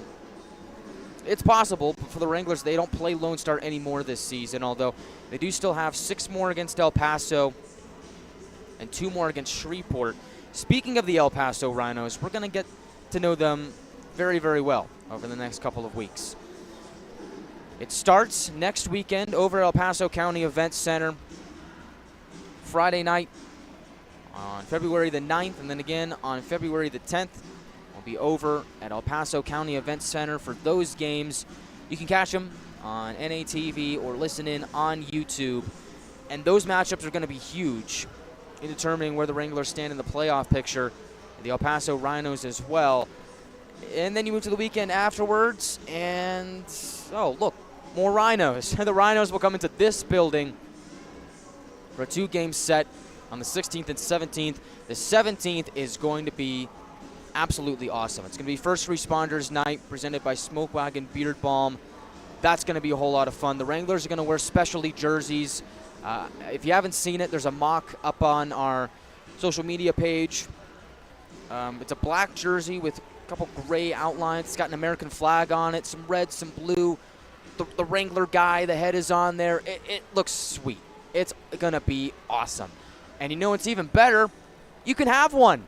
Yeah, that's right. You can have one of the jerseys. All you got to do is come on down to the Budweiser bullpen on February 17th. We're going to auction off the jerseys after the game. And all you got to do is bid, and it can be yours. And they look sweet. They're really good-looking jerseys. We've had a lot of people say that those are the best ones so far in the 3 years of the Wranglers, and I have to say, I might agree. They're really sharp-looking jerseys. It'll be worn on First Responders Night. And while we're on the topic of First Responders Night, first responders get in free, no charge for you guys, and of course, family and friends of first responders can get in for a discounted rate. All you got to do is scan the QR code that's on the post up on our Facebook and Instagram channels. Scan that QR code for the discounted ticket link. Your family and friends can get in at a discounted rate. We want to see everybody here. I want to see the bullpen packed. Like, this is a pretty good crowd right now. This is a pretty good crowd for Bucks and Paws. But I don't want to see a single empty seat in this place. This is the time of the year, man. This is the time of the year to come out to a hockey game. Wranglers are right in the thick of the playoff race. Not really a whole lot else to do. It's family-friendly, affordable fun. You can't go wrong. Come on down to the Budweiser bullpen, February 16th, February 17th. I'll be here. I want to see you here as much as I like having you listening to my broadcasts. I want to see you in person. I want to see you right here at the Budweiser bullpen for some big matchups against the El Paso Rhinos. We'll step aside for a couple more minutes here on the first intermission report, but when we come back, we'll talk a little shop, and hopefully we'll be ready for first period action. Looks like they put some more time up on the board because of the pet beauty contest. That's all fine. We'll keep it on the Wranglers Hockey Network, on NATV and YouTube. We'll have some fun here on the first intermission report. All tied up at 1. We'll be back in just a few moments on NATV and YouTube. This is Topi Puikkonen, and you are listening to Wranglers Hockey on YouTube.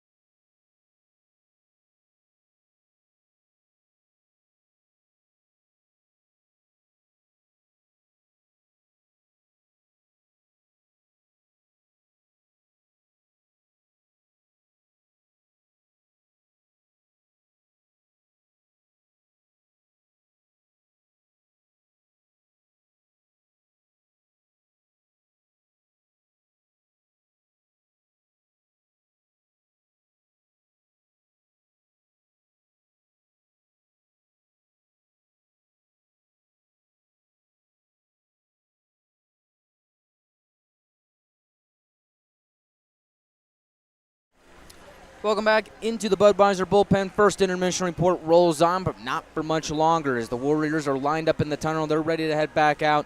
Wranglers just moments away from doing the same. Warriors will open the second period with 1 minute and 53 seconds of power play time, as the Wranglers will look to go 3 for 3 on the PK. Here tonight, they were 2 for 2 in the first period, 0 for 1 on the power play. And it looked like the officiating crew here so far would like to keep it a tight game. They don't want to let anything get out of hand. And so as a result of that, we saw a couple penalties handed out. We saw a couple offsets. Out of all of that, we saw Morley Phillips get a 10-minute misconduct plus 2 minutes in the first period. And I think the officials were on high alert after what Phillips did last night, knowing that he was stirring the pot. They didn't want to let anything get out of hand here tonight. And as I was saying with Drew Jeffers, I think that's kind of why they gave him that 10-minute misconduct. I don't think what he did was really all that bad. But I think that it's one of those things where you kind of nip it in the bud, and I think that's what they were trying to do there. So he got the 10-minute misconduct. He'll be back here in the second period. Oklahoma only took 2 penalties. It looks like, 2 penalties in the first period, but one of those offsets. So the Wranglers end up going 0 for 1 on the power play. Maybe look to get a couple more cracks at it here in the second period. But all in all, your total 4 penalties against Amarillo, 2 against Oklahoma in the first period. And what has been a physical affair. And one more note that I'd like to point out before the second period begins. The Wranglers were very physical in the first period. They were much more physical than the Warriors were. I think Oklahoma, if they had it their way, they would probably not want to do that. Looks like they wanted to more focus their game on speed. But you got to give credit to Morley Phillips, man. The guy is awesome. He knows how to throw his weight around, and he stuffed Caden Nelson, I believe it was, early in the first period. And then Jacob Miller also was able to dump down a Warrior. And those are 2 big guys, 2 massive guys that you do not want to mess with. And that's why I'm not down there. I'm up here. I'm Guy Chiarenza bringing you second period action from the Budweiser bullpen. Tie game. Wranglers are fired up. The crowd is as well. And add me to that list, as it's a great night for Wranglers hockey. Ryan Anderson rallying the troops at the bench. Garrett Roth doing the same. Wranglers will escape from left to right. Warriors from right to left as you see it on NATV. As we're just about ready to start second period action from the Budweiser bullpen.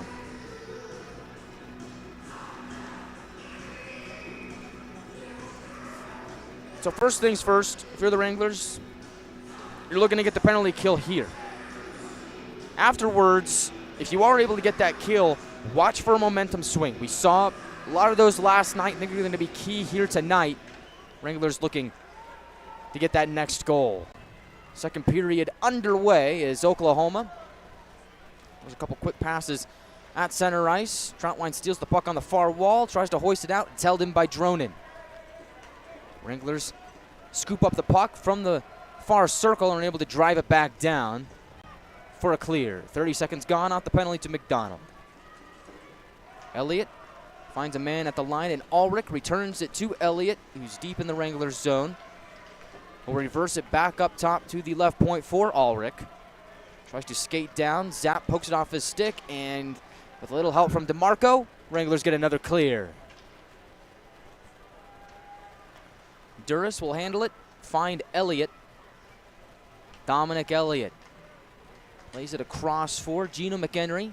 Former Janesville Jet was acquired in a trade for Therian Thiesing on the 19th of January. Wranglers shut him down, get another clear. Jack Ivey on the forecheck, steals. Ben Ivey alone! And Duras makes a big pad save to stop Ben Ivey shorthanded. He's got 3 shorthanded goals on the year, almost had his 4th. Warriors back in the zone. Vig holds it in at the line, chops out it, sends it towards the slot. Luke Morris is there to make the play as he gets it back out to center ice. 22 seconds remaining on the Oklahoma power play. Max Vig starts the next charge. Maybe one last chance for Oklahoma on the man advantage, and Nolan Gagnon puts an end to that Another cleaner for the Wranglers, and that should just about do it for the Oklahoma power play. McDonald's out of the box. Right now, we're back to even strength as McHenry will sling it into the Wranglers zone. McDonough keeps it moving. He'll play it towards the far wall. McDonald finds Gerhard in motion, returns it to McDonald. Pass goes a little bit astray. Jonan steps in and steals the puck. Oklahoma will tap it into the Wranglers zone as they get a partial line change. DeMarco is there. On the forecheck, it's Jackson Gross-Didier. DeMarco now in open space, finds Gagnon. Wranglers go corner to corner. Puck back in the neutral zone. It's scooped up by Pukkanen. He'll wheel it behind Duras. Gerhard Harsh on the forecheck, battling two Warriors. Now Trace Day joining the fray as the puck is pinned up against the Oklahoma end wall. Wranglers jar it free. Day has it on the near half wall. Two Warriors there jostling with Day. Miller enters. Puck still pinned up against the wall. Everybody wants a piece of that puck. Gerhard and Kruklitis are going to take this opportunity to get a change as Robertson and Ritchie come on. Speaking of TJ, Ritchie is going to be the first one on the puck. As he possesses it below his own goal line. He's able to nip it over to Cole Robertson. He plays it backwards for TJ Ritchie. He'll swing back out, cut towards the middle, and start the next charge for the Wranglers. The big man enters the Oklahoma zone. Puck pops up in the air. He bats it down onto the stick of Ollie Chesler. And now Ritchie gets tied up with Jackson Gross-Didier. He dumps him down to the ice. Fans voice their approval. Oklahoma sends it into the Wranglers zone. No icing. McRoberts will be the first one there. Gets clustered up by Sutton and Bells. Bells scored his first North American Hockey League goal last night. Hometown hero, Oklahoma City native. As the Warriors center a pass that goes in and out the other side. Miller scoops it up in the neutral zone and rumbles up ice. Miller in, shoots, and it's off the mark as it gets deflected off his stick. Second try is stopped by Duras. At the right point, Gagnon will catapult it around towards the far side for McDonald. Looks like he stumbled a bit, wasn't able to possess. Oklahoma steps in. And the pass is intercepted at center ice. Gagnon down the right wing, takes a shot and a save made by Duras on Ben Ivy. It doesn't get closer than that. And the Oklahoma netminder keeps it a 1-1 game. That was a brilliant read by Gagnon to intercept the Oklahoma pass at center ice. Get the odd man break the other way. Now here's Jack Ivy entering down the right wing, shooting, and a save made by Daniel Duras. He'll smother it up and stop time with 15:18 to go in the second period. Oof. Really like those last couple of shifts there from the Wranglers, though. And we talked about it. You get that penalty kill, you get the momentum to swing in your favor. We saw the effects of that right there. And so if you're the Wranglers, pedal to the metal. You got to keep this going right now. It starts with an offensive zone draw. Zapping the second line out there. Roman will take the draw against Drew Sutton to the left of Duras. Contested puck off that draw. Gets caught up in a couple of skates. Squeaks free. McNaughton up top. Across. Kruklitis. A shot and a glove save by Duras. I like Kruklitis there taking that shot. Both defensemen on that last shift, Kruklitis and DeMarco, both have really good shots. I would say DeMarco possesses a heavier slap shot. Kruklitis is a bit more well-equipped with that snap shot of his. In just his fourth game as a Wrangler, I've really been impressed with his play so far in a Wrangler uniform. Oklahoma wins the defensive zone draw. Elliott will scamper up ice, toss it into the Wranglers zone. Play goes behind McDonough. Players cluster up on the puck. A little over 5 minutes into the second period. Shot count is 14-12 in favor of Oklahoma. Slow moving play here as now the puck is jarred free from that scrum. McNaughton gains some speed in open ice. Finds Zapp at the left wing. Returns it for McNaughton. Pukkanen is there. Back to McNaughton. And a save made by Duras at the top of the blue paint. McNaughton was there, but Duras got in the way to make the save. McNaughton regroups and reloads as he banks it off the wall for Pukinen, who's deep in Oklahoma territory. He shuffles it over to Zapp on the far corner. Centering pass off a stick, and boomerangs back to Zapp, but Dominic Elliott is there to get in the way, and Oklahoma will rally it back down ice. McDonough out to play the puck. He touches it, and we're going to get a hooking penalty with 14:07 to go in the second period.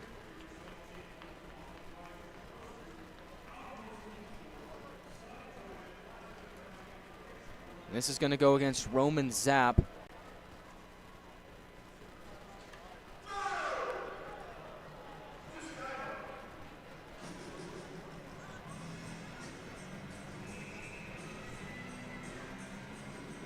And so the Wranglers, 3 for 3 in the PK so far here tonight.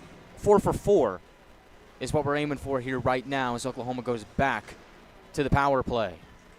McHenry gets it off the draw from the right point, gets it up top for Ricky to the left side. Now back to Ricky, finds Carlisle back on the left side again. He skates in and shoots. Wranglers get a stick on puck, send it off the end glass, but it stays in play. Up top, it's Ricky.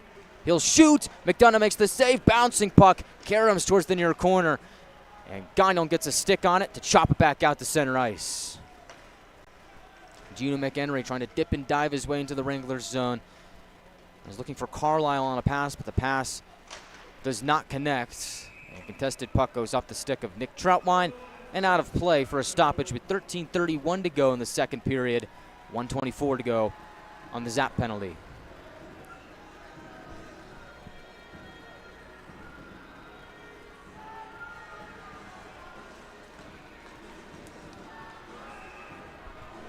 William Ulrich is going to take this draw for Oklahoma against Connor McNaughton, South Carolina native. Ulrich, a Swedish forward. 23 points in 27 games with Oklahoma this season. Elliott dishes it right side. Sutton, quick pass down low. McDonough pad save, and the Wranglers sweep it out. And that's something that the Warriors do very, very well. We saw it last night, those quick passes to get the goaltender out of position, but this time McDonough was well equipped to make that stop. Nelson back into the attacking zone. He gets divorced from the puck. Luke Morris makes the play, held in by Elliott. At the line, he'll shoot, and it goes wide of the nets.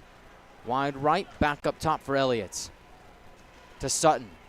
Below the right circle. Driving towards the net was Dronin. He gets bodied off the puck by DeMarco. Brilliant play. Oklahoma gets possession back. Right circle. Sutton shoots. DeMarco a block. Back to Sutton. Up top, it's Elliott. He will shoot. Deflection out in front. McDonough the save. Backhand try. Shut down. Wrap around. McDonough magic. He makes another stop. Unbelievable. How does he do it? He just teleported from one side of the blue paint to the other. The net was gaping wide open on the wraparound attempt, and somehow McDonough gets across to make the stop. My goodness. 12:34 to go in the second period. 27 seconds to go on the penalty to Roman Zapp. That was a great play there from Connor McDonough. A couple quick saves, but we got to talk about that last shift by Kyle DeMarco. What a play. I mean, first off, he knocks Sutton off the puck, the leading point scorer for Oklahoma. He was driving towards the net, just absolutely bodies him like a toddler, tosses him to the ice, and then another couple big shot blocks for number 2 in white. Brilliant shift there. At the line, Oklahoma has it. Ricky to the left side. Carlisle down low looking for Caffarelli. Pass goes astray. Oklahoma gets it back up to Ricky. He'll shoot. Goes wide. Puck stays in play. Goes to McHenry on the far wall. He'll go coast to coast for Carlisle. He'll skate into the left circle. Bank it back up to Ricky. Penalty's over. Back to 5-on-5. Ricky looking for McHenry across. He's got him. But out of the penalty box is McDonald. He shuts it down. And the Warriors are forced back out to center. Nathan Ricky enters the attacking zone and snaps a shot towards McDonough. Goes in and out of his glove, but he makes the save. At the right point, Sutton drifts towards the middle. He'll shoot. Goes off a couple of sticks and wide of the net. And now Gagnon will collect the puck. And he'll kind of just wait things out and find an avenue up ahead. He slaps it upwards for Jack Ivey. He'll fire a shot towards the goal. Duras fights it off with his blocker and directs it out of play with 11:28 to go in the second period.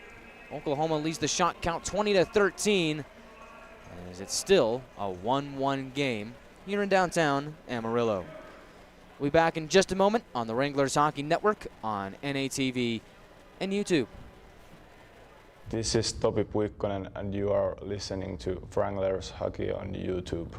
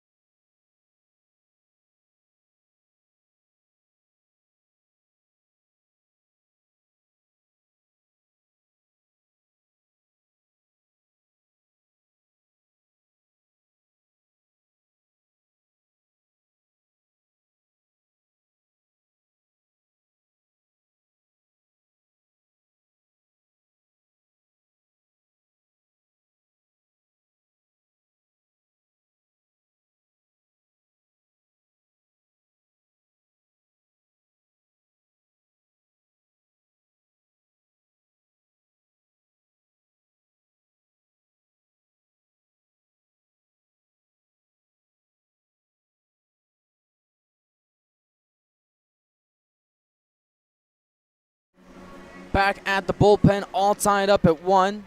Oklahoma wins a defensive zone draw. Wranglers quickly keep it in. McNaughton towards the middle looking for Puukkonen, and getting in the way of that is Louis Kaminsky. Oklahoma makes the defensive play there, turns up ice, delayed offside on the Warriors. DeMarco will possess for Amarillo. Drew Cletus looking for Puukkonen at the Warrior blue line. Other way is Nelson. He takes a shot. McDonough the stop on that play with the blocker, and Zapp finds Puukkonen in the neutral zone. Wranglers look to get back on their horse offensively. And it looks like the Wranglers will have to wait a couple moments as they're offside with 10:54 to go in the second period.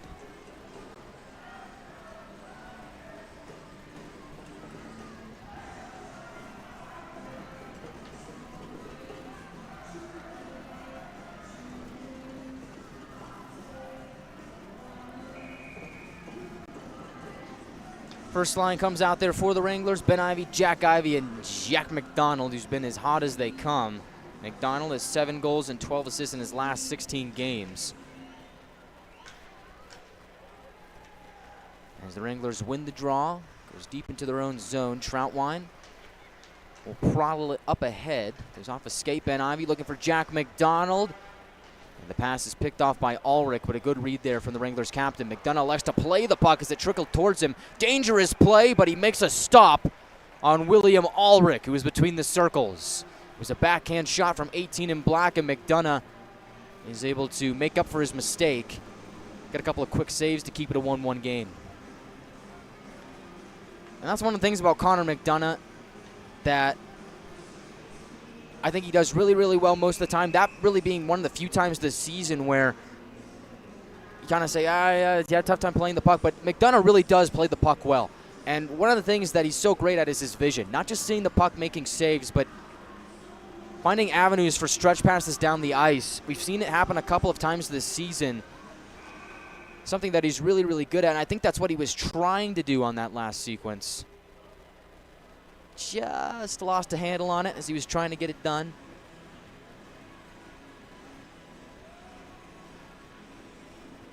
But he's able to make up for it.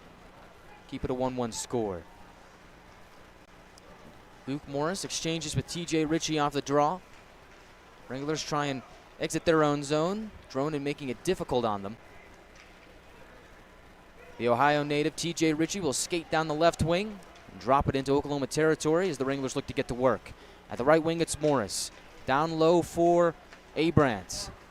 In his second game with the Wranglers, he finds Gerhard. Returns it to Abrams, bouncing puck. Settled down by the Finnish forward and returned to Gerhard. Centering feed, Morris was there, but he can't get a stick on it. Play goes up to the left point. DeMarco keeps it in. Abrams on the forecheck, jostling with Dronin in the far corner. That puck will go corner to corner, and the Oklahoma Warriors will get it back out to center ice. Anthony Caffarelli, former Ice Ray, looks to get things started. He gets divorced from the puck by Kyle DeMarco, and upwards goes Grayson Gerhard. To the right wing, a shot there, and it looks like it hit the post. A Wrangler goes crashing into the net. That was Gerhard. Phillips took the shot. We talked about how he's not just known for his physical prowess, he can score. And I wasn't sure if that hit that white bar in the back of the net or if it hit the crossbar. Didn't hear it. Meanwhile, Warriors go the other way. Deflection out in front is wide of the net. McHenry was streaking towards the goal. Sutton on his backhand. Turns towards his forehand and finds McHenry in the near corner. Behind the net, it's Nelson. Cornelius takes a poke at it, knocks off his stick. Sutton starts the middle, and Oklahoma scores. Gino McHenry from Drew Sutton, and the Warriors have a 2-1 lead.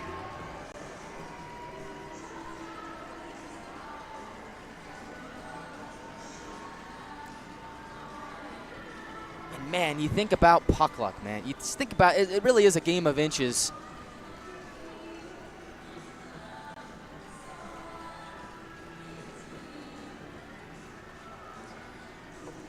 You think about Morley Phillips the other way. Goes off the crossbar and out the other side. Beat Duras up high. Think about you get a couple more inches down on that shot. It's 2-1 Wranglers instead. It's 2-1 Warriors. Off a goal from Gino McHenry from Sutton and Nelson. And those are the usual culprits that are involved when the Warriors score. Down the right wing, Carlisle below the circle, centering pass. He was looking for Fleming, who was driving the net. Goes in and out the other side. Held in at the line by Chesler. He'll chuck it down low. Troutwine bodies a man off the puck. Wranglers are able to rainbow it back out the center. Takes a couple skips. Goes deep into Warrior territory, but no icing is called. 8:18 to go in the second period. Shot count 23-14 in favor of Oklahoma. Turnover at center ice. Zapp will play it back to his D-man Gagnon. And he'll find Pukkanen on the left wing. He will do a little thump and chase action. Topi Pukkanen slams down Chesler, finds Zapp, pops out on the near side wall. Up top, McRoberts, a shot and a save made by Duras. So the last time the Warriors scored, we saw the Wranglers respond with another goal of their own exactly 1 minute afterwards. That was done very, very well. So now we await and see if the Wranglers can replicate that here after the Warriors' second goal. Top line out there. Ivy twins, McDonald, McRoberts, and Ritchie. Your two D-men right now.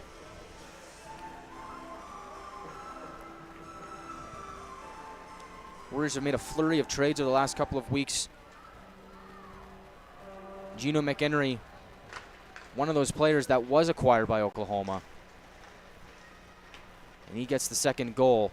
McHenry this season with Oklahoma in his 6th game now has 3 goals and 3 assists with the Warriors. So it looks like he's been a pretty good acquisition for Oklahoma. Wranglers making a few moves of their own, acquiring D-man Cole Semenyuk from the Corpus Christi Ice Rays, and of course Elias Abrants is playing in his 2nd game here with the Wranglers tonight. Contested puck in the neutral zone. Warriors try and slide it forward. Wranglers having none of it. Get it back out to center, and then the Warriors will quickly chop it back in. TJ Ritchie throws a fake on Nelson, sends him tumbling down to the ice. Ritchie's got some moves, and he swings it around towards the for the far wall for McDonald. To the middle, Jack Ivey dishes it for Morris, corrals it to his tape, and can't get a shot off. He's defended by Vig. McDonald tries to center it once more. Oklahoma gets in the way of it. Kruklides holds it in at the line. He'll dump it back in. Wranglers in the middle of a partial change as Morris is on the forecheck. Bouncing puck in the neutral zone. Wranglers will toss it back into Oklahoma territory. 6:35 to go in the second period. Down the left wing, Warriors shoot. It's blocked. Gerhard might have gotten a piece of it. As he was in the area, puck squeaks free to DeMarco. He'll hoist it into the air looking for Morris up ahead. And he is able to kick it into the Warriors zone. Oklahoma goes corner to corner and quickly exit their own zone, but not before Gerhard crunches Fleming. Down the right wing, Ricky will fling it around towards the near side. Wranglers pick that puck up and go the other way. Morley Phillips down the right wing. Takes a shot, it's off a stick. And directed towards the far corner. Oklahoma quickly in transition, going back into the Wranglers zone. Sproul to the middle, looking for Ulrich, and the Wranglers get in that way defensively. And now Sproul takes a harsh tumble into the near side boards. Looks like he's going to be okay, though. On his forehand, Wranglers send it to the middle. Phillips to the line. Gagnon a shot. Duras fights it off. Phillips tries to get it back to Gagnon. But the Warriors get in the way of it and force Amarillo back out to center. Duras behind the net. Miller is there on the forecheck. Wranglers trying to make life difficult for the Warriors. It looks like the puck is out of play as it got chipped into the Wranglers bench. With 5:20 to go in the second period, Warriors lead it 2-1.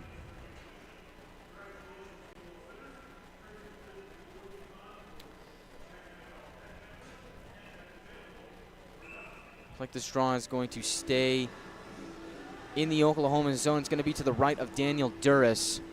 Second line out there for the Wranglers. Zab with McNaughton and Puknin, your two D-men right now, Kruklitis and DeMarco. Zap wins the draw. DeMarco at the line, fakes and takes a shot, and it goes wide of the goal. Zap scarfs up the rebound, gets it back up to the line for Kruklitis.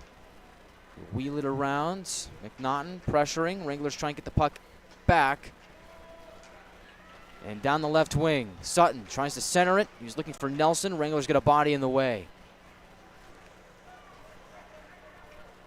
Oklahoma quickly re-enters. It's Sutton down the left wing. Feeds it to McHenry. Across looking for Nelson, and he was waiting backdoor, but he just couldn't receive the pass.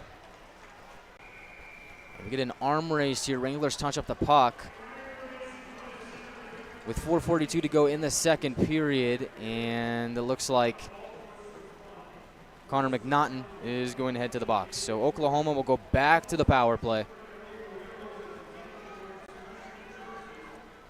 Late stages of the second period, and the Wranglers, like we've seen many times here tonight, look to get a critical penalty kill here.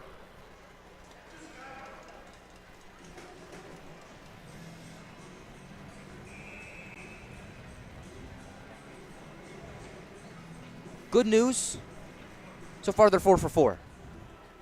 But you don't want to push your luck.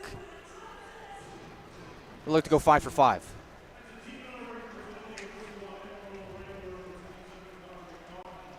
Bodies cluster up at the end wall. Wranglers are able to pick it free, and Ben Ivey will do the deed and send it down to Daniel Duras. Wranglers are able to get an opening clear on the penalty kill. Oklahoma, a couple quick passes in the neutral zone, and now they're in Wrangler territory. Dronin below the goal line, cycles around the net, gets it up to the top for Elliott. He'll shoot towards the goal. Save is made. Troutwine comes in and takes the puck out of harm's way. Looking for Jack Ivey up ahead. Looks like a couple of pokes at the puck. Oklahoma standing steady, though. Dominic Elliott is able to make the play defensively. And now here he is, gaining center red and rifling it around towards the left point. Ulrich takes a shot off the wall and towards the goal. Crazy Karam ends up in the glove of McDonough. He'll freeze it with 3:44 to go in the second period. 1:02 to go on the penalty to Connor McNaughton.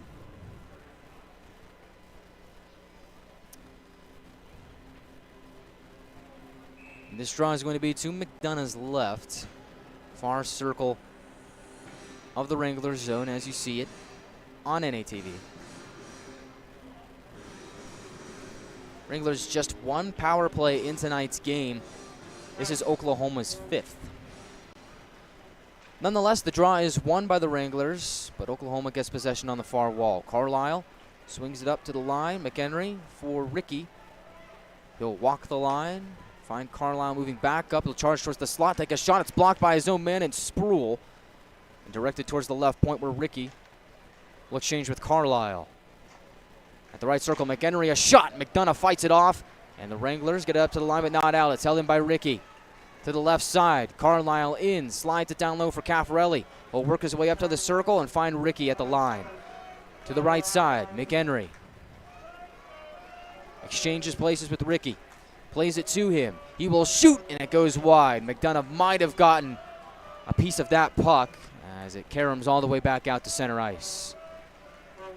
10 seconds to go on the Oklahoma power play. At the left wing, it's Spruill.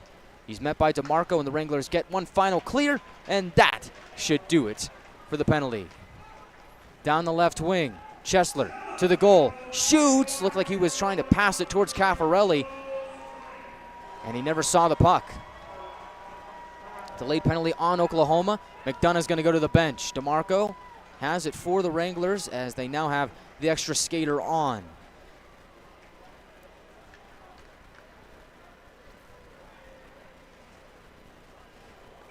And now Oklahoma will touch up as Kaminsky will stop time with 2:16 to go in the second period. And heading to the box for the Warriors is Anthony Caffarelli. 2 minutes for holding. And I believe that's his first 2 penalty minutes as a Warrior. And the Wranglers will look to make him pay. And that ends a streak of 5 straight penalties against the Wranglers. Now they head to the Budweiser power play. Critical sequence here. After getting 5 penalty kills here, 5 for 5, they look to get a power play goal. And even this game up at 2. Gagnon from his own zone will start things on the breakout. Ben Ivy over the attacking line. McDonald back to Ben Ivy. He'll go around the net, find Jack Ivy at the half wall, and at the right point, it's Gagnon. He'll skate in. Gagnon down the right side. He'll shoot, and it's blocked by Chesler. And Sutton will scoop up the puck and send it up to the line, but it's off the skate of Zapp and remains in the zone. Left side, Jack Ivy from the circle. He'll shoot, and a shoulder save by Duras. Wranglers still with the puck. Gagnon walking the line quickly to Zapp, across for Jack Ivy. Gagnon once more. He will shoot it. Goes off the end wall to the stick of McDonald. To Zapp at the half wall. To the left side for Jack Ivy. Back to Zapp, but he can't direct it into the net. But he keeps it on his tape and feeds it back up to Jack Ivy. Gagnon at the line for Zapp at the right circle. Zapp back to Gagnon at the blue line. Sutton lurking. Wranglers get it quickly back to Jack Ivy. Now McDonald below the left circle. Up to Gagnon. A lot of passing here. Jack Ivy across for Zapp. A one-timer. McDonald there on the back door, and Duras somehow slams that door shut.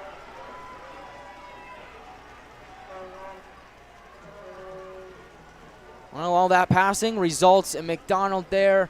Back door looks like he just didn't get enough of the puck, and Duras is able to go from left to right, make a big save with his right pad to keep it a 2-1 hockey game.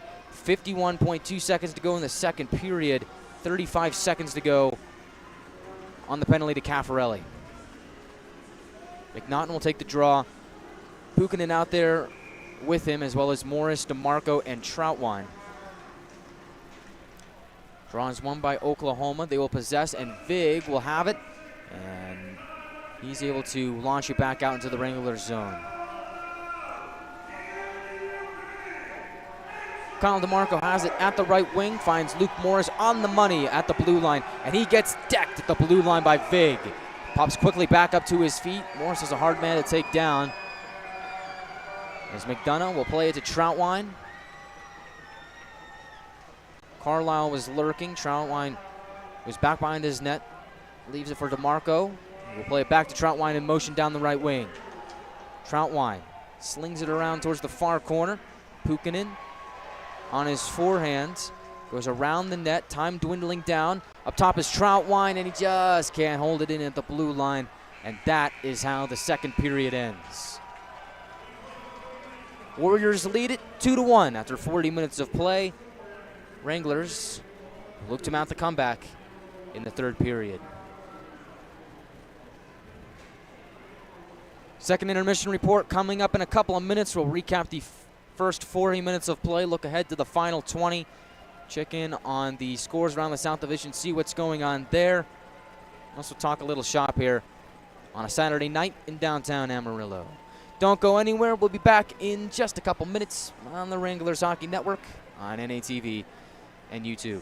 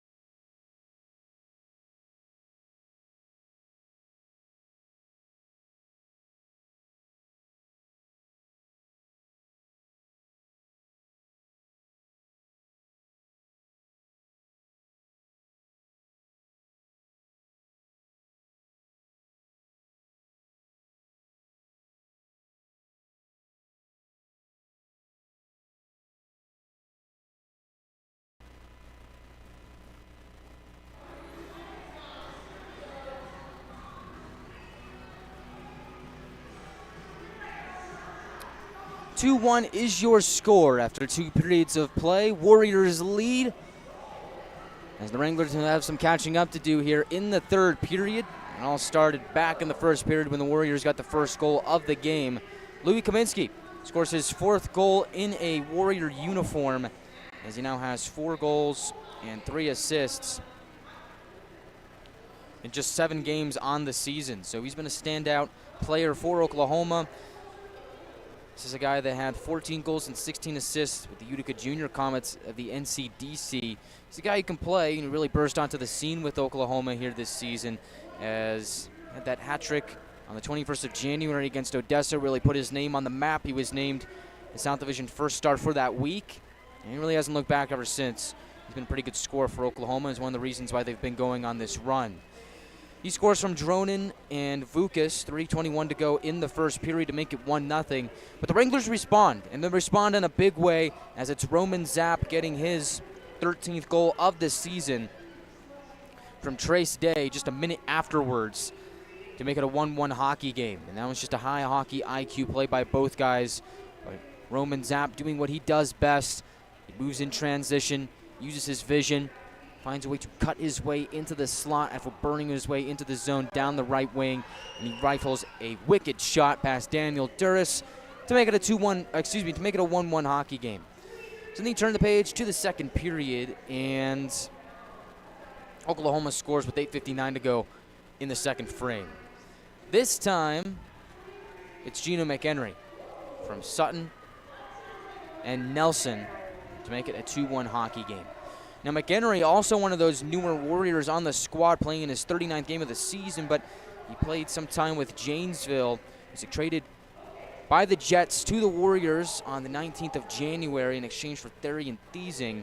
And I have to say, I think the Warriors might have gotten the better end of that deal, as McHenry, just in 6 games with Oklahoma now, has 3 goals and 3 assists. So the additions that Oklahoma has made here over the last month or so are one of the big reasons why they're back in contention for a top spot in the South Division and why they're really surging right now. You gotta tip your cap to them. They've done a good job of building their roster here in the second half of the year. And as a result of that, these guys are chipping in. They're getting depth scoring. Their big guns are also showing out as well. That's one of the reasons why they're one of the hotter teams in the South Division right now. And of course, you look at that goal, McHenry from Sutton, Nelson. I mean, those are the usual suspects that are involved when the Warriors score a goal. Sutton and Nelson are 1 and 2 in points on the Warriors roster for good reason. Good players, and they find a way to make plays happen, and that's exactly what they did there on that second goal. The good news for the Wranglers, 5 for 5 on the penalty kill, and I think that's been a pretty big bright spot for the Wranglers in this game. We saw Oklahoma have a lot of success passing the puck around in last night's game.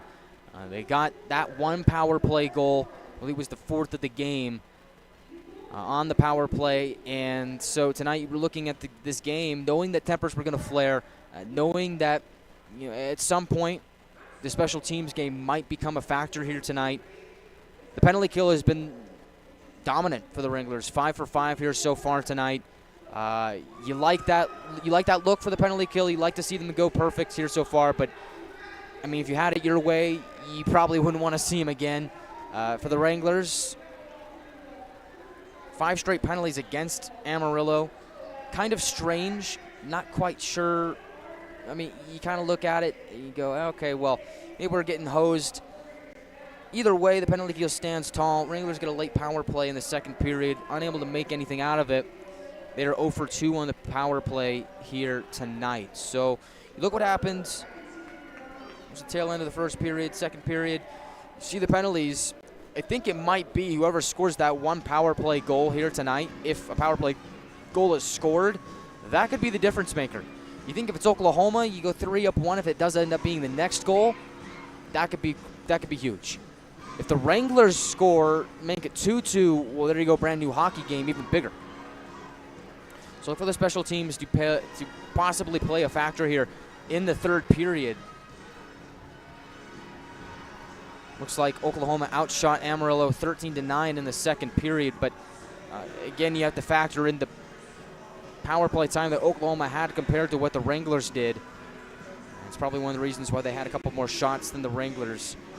But overall, Oklahoma outshooting Amarillo 27-17 to this point. And I think the big thing last night was, okay, 4-2 game heading into the third period. There has to be some pushback from the Wranglers. And there really wasn't a whole lot there in the third period in terms of energy from the Wranglers that really pushed back to try and come back and tie the game and win it. It just kind of seemed like the Wranglers were flat in the third period there. There wasn't a whole lot to that comeback, and they lost. So I think here tonight, this time the difference is just 1 goal. I think there has to be some pushback here from the Wranglers early on in the 3rd period. You don't want to be in a situation where you're midway through the 3rd period and then it's like, oh, we've got 10 minutes to go. Now we really kind of have to start ramping things up. I think right now, to start the 3rd period, if you're the Wranglers, you really got to come out and bring the heat. I think the best thing they can do is get that goal early on and tie it 2-2, because then you have a brand new game. Then you can play into your structure, not having to worry about getting that next game tying goal. Then you can start to play the game your way, the way you want to play it, instead of playing from behind. Wranglers this season, when trailing after 2 periods, have a record of 5-9, 4-1. Look at that record and you say, well, it's not great, but it's a lot better than what some of the other teams around the South Division have going on for them, as the Wranglers are one of the better comeback teams, not just in the South Division, but in the entire league this year. And we know we can't count them out, right? We've seen it time and time again. I mean, some people might have to start checking their blood pressure after a Wranglers game just because of how crazy these games can get. A lot of the Wranglers games have come right down to the wire. Wranglers are 18-5, 5-2 in games that are decided by 1 or 2 goals. Only 5 of the Wranglers' 23 victories this season have come by a +3 goal margin. It's worth mentioning at this point in the game that the Wranglers are 7-5 in overtime, should it get to that point. But, I mean, of course, you have to get that second goal to even get to that. So get your sights on that, set on that right now, as the Wranglers will look to tie the game up here early on in the 3rd period. As fans are grooving here on a Saturday night at the Budweiser bullpen. We'll be back in just a couple of minutes, take a peek at what's going on around the division. Don't go anywhere. We'll be back in just a moment on the Wranglers Hockey Network on NATV and YouTube. This is Topi Puikkonen and you are listening to Wranglers Hockey on YouTube.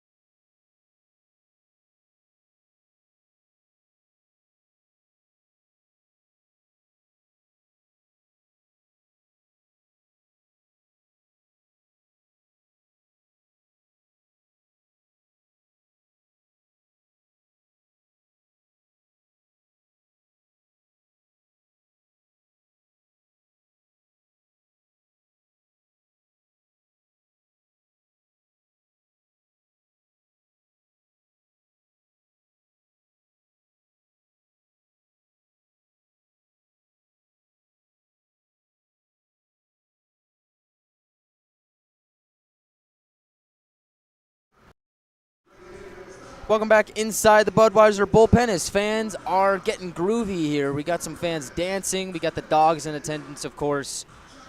And it's been a fun time. Been a fun game. But the Wranglers have some work to do here in the third period. Currently down 2-1 after 2 periods of play. So we'll take a look at what's going on in the rest of the South Division before we set the stage for the third. Over at Ector County Coliseum, still a scoreless game between the Brahmas and the Jackalopes. 12 minutes to go in the third period there. Odessa looking to pull off the upset. At Outpost Ice Arenas, it's the Mudbugs leading the Ice Wolves 2-1 after 2 periods of play. They're set to begin the third period any moment now. In the final game over at El Paso County Event Center, the Colorado Grit and the El Paso Rhinos. Rhinos have just scored to make it a 4-2 game with 8:23 to go in the second period. El Paso getting goals from Jakob German, James Hooley III, Pablo Hiltonen, and well, that fourth one's so fresh, we don't know who it is. But the Rhinos will be the Wranglers' opponent next weekend as Amarillo will head over to El Paso County Event Center for the first of 4 straight games against the Rhinos. So allow me to set the stage. Wranglers are taking on one of their biggest rivals, the Oklahoma Warriors, the team that bested them in the first round in the playoffs last season. Amarillo looking for revenge. The Wranglers are 4-2 against Oklahoma this season, but in the overall series between the two franchises, history says that it's Oklahoma that has had Amarillo's number. The Wranglers all-time against Oklahoma are 6-10-1. But the Wranglers trying to change the narrative here tonight and come from behind and win against the Oklahoma Warriors, who are one of the hottest teams in the South Division. Wranglers also have their eyes set on the Austin Hose Hoser Cup. This is another game in the Austin Hose Rivalry Series. Currently, the Warriors lead that series 8 to Amarillo 7. Odessa has 5 points. They're pretty much out of the picture at this point. Should Oklahoma win here tonight, the Wranglers would have to sweep the Jackalopes and defeat the Warriors in that final week of February where they play 3 straight games, 2 against Odessa, 1 against Oklahoma in that stretch. Now, you move into this game here tonight. Division is getting tight. Teams jockeying for playoff position. It's going to get crazy, and every 2 points count. So, as my good friend and colleague Tyson Whining would always say, it's a good day for 2 points, and it's a great day for a Wranglers victory. Wranglers are set to come out of the tunnel any moment now. Warriors will come out in just a moment. Wranglers looking to make it a 2-2 game early on here in the third period. So who should you watch for here in period number 3? Well, I mean, obviously you got to look at the top 2 lines. Roman Zappas really showed out here tonight with his goal in the first period. I think Connor McNaughton has played a great game as well. Really, that second line has been good. First line as well. They almost combined for 2 goals in the prior 40 minutes. The difference maker so far for Oklahoma has been Daniel Duras. Longtime goaltender for the Warriors, was a member of the Warriors when they were known as the Wichita Falls Warriors. He's in his 3rd season with Oklahoma/Wichita. He's never finished a season with a save percentage lower than .911. And he's a tough goaltender to beat. The reigning goaltender of the month for the month of January. He's been a difference maker so far for Oklahoma. But for the Wranglers, they got star power of their own. We talked about the aforementioned top 2 lines.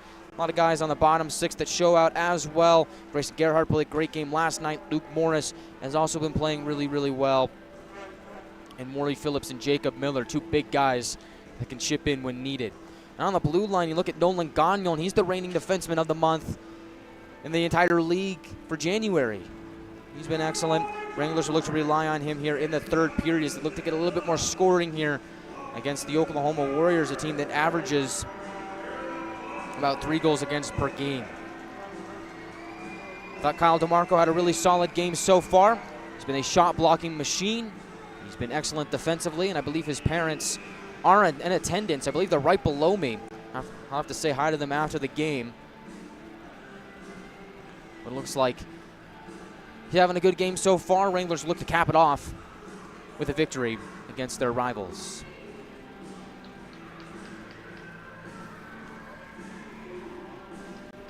Both teams back out to start the third period.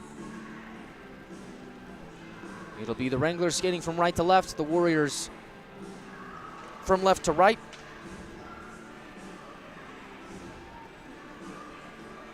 Wranglers send out their top line to take the draw. Ben Ivy will take it against Drew Sutton, and we are underway for third period action. Troutwine swings it up top for Jack Ivy. He rumbles into the zone, finds McDonald behind the net. Centering feed, Ben Ivy is there, he takes a shot, and right off the bat, Duras makes a big save just 12 seconds into the third period. Wow. And that is exactly what you want if you're the Wranglers. I mean, that first sequence couldn't have gone any better for Amarillo. I mean, I guess the only way it could have is if they scored the goal, but in terms of momentum and getting things started offensively, I like that look there for that top line. Ben Ivy, denied by Daniel Duras. He'll take this draw. Oklahoma will win it. They'll roll it around out the center. It'll be scooped up by McDonald, and he will pitchfork it into the Oklahoma zone, where Elliott takes a couple swipes at it, gets it back out to center for Caden Nelson. Glances off the end wall. Gagnon finds Ben Ivy down the left wing. Looking for Jack Ivy on a stretch pass, but Oklahoma picks it off. It's Drew Sutton, and now he gets his pocket picked by Ben Ivy. Loose puck at the center ice zone.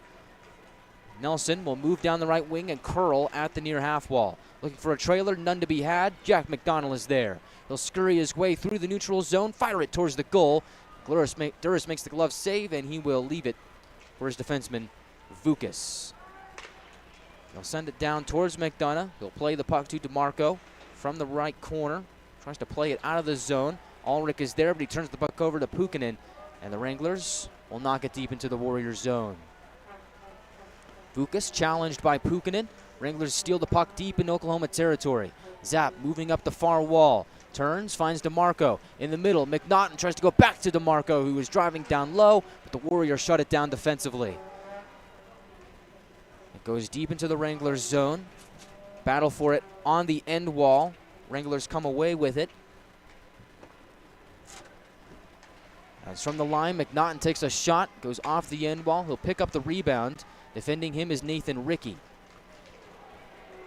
Looks like a Warrior took a shot. Caden Nelson, no, make that Owen Carlisle. Arm is raised, and Oklahoma is going to head back to the power play.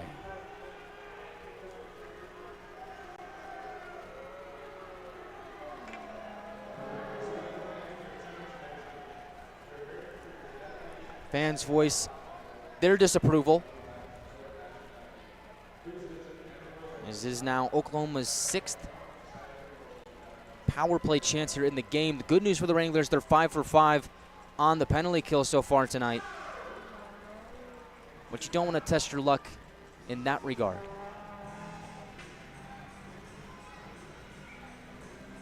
You got a Wrangler stationed in front of the tunnel. I believe that's Grayson Gerhard. And they're going to close the door, and he's going to leave. Still awaiting what the official call is. 5 minutes to Gerhard for what I can only imagine is head contact. And I believe a game misconduct. So we're still awaiting the call. Wranglers, and that's exactly what it is. So now, 5-minute power play for Oklahoma. Penalty kill is going to face its biggest task yet as we bring in Drew Jeffers to the broadcast once more. Drew, big sequence here in the game. Yeah, huge kill. Being down 2-1, it's 5 minutes for OKC here. So definitely a momentum swing if we can get this kill. Wranglers will look to do that. As down the left wing is Elliott. They'll sling it around towards the near side. It's met by Kaminsky. Troutwine there defensively. Puck squirts back towards that wall. A couple guys give chase. Jack Ivy is there, but Oklahoma keeps it in. Down the left wing, Nelson towards the middle, was looking for a trailer. Boomerangs back to him. He'll cycle back up top and leave it for Kaminsky. Oklahoma turns it over. Jack Ivy there, and he will just dish it down to Duras. Wranglers get a partial change and now a full one. They've already killed off a minute on the penalty to Gerhard. 3:48 remaining on that. Gino McHenry, who had the second goal for Oklahoma, will flip it into attacking territory. Wranglers quick to pounce on that. That's Kyle DeMarco making another great play to get another clear. What a game he's been having. Oklahoma enters. Sproul plays it down low, off the wall, and dangerously into the blue paint. McDonough had no idea, and luckily for the Wranglers, they were able to sweep it out of harm's way. What an odd bounce. That's this building for you. Caffarelli, a shot, and he scores. And that's a power play goal for Anthony Caffarelli. He now has 2 goals in his first 2 games as a Warrior.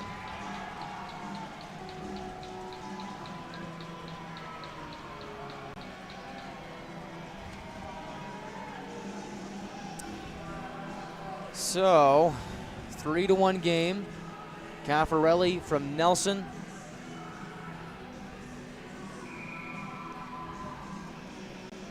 And Oklahoma gets to keep their power play time. 3:11 to go on that.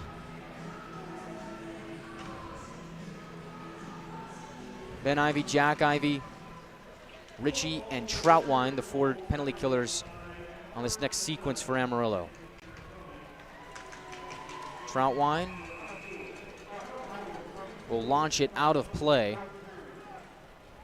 16:10 to go in the third period, 3:01 to go on the Gerhard penalty. Looks like Abraham is serving his sentence. As Gerhard also got a game misconduct, he will not return.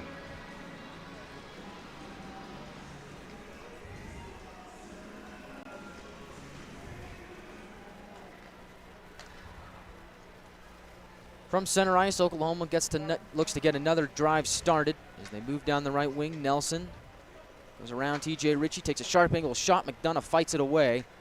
It's held in at the line by Oklahoma. Elliott with speed burrows his way down the far side wall.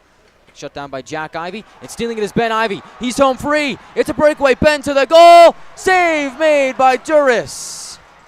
On the second attempt, Wranglers are shut down. Gagnon blasts the shot off the end wall. And Oklahoma is able to evade that dangerous opportunity scot-free. Still 3-1.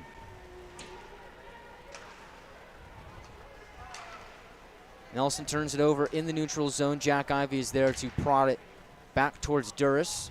Keeps the play moving for Nathan Rickey.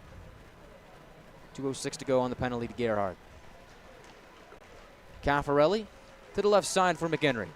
He enters and Zapp steals it away. Another clear for the Wranglers. Under 2 minutes to go on the penalty.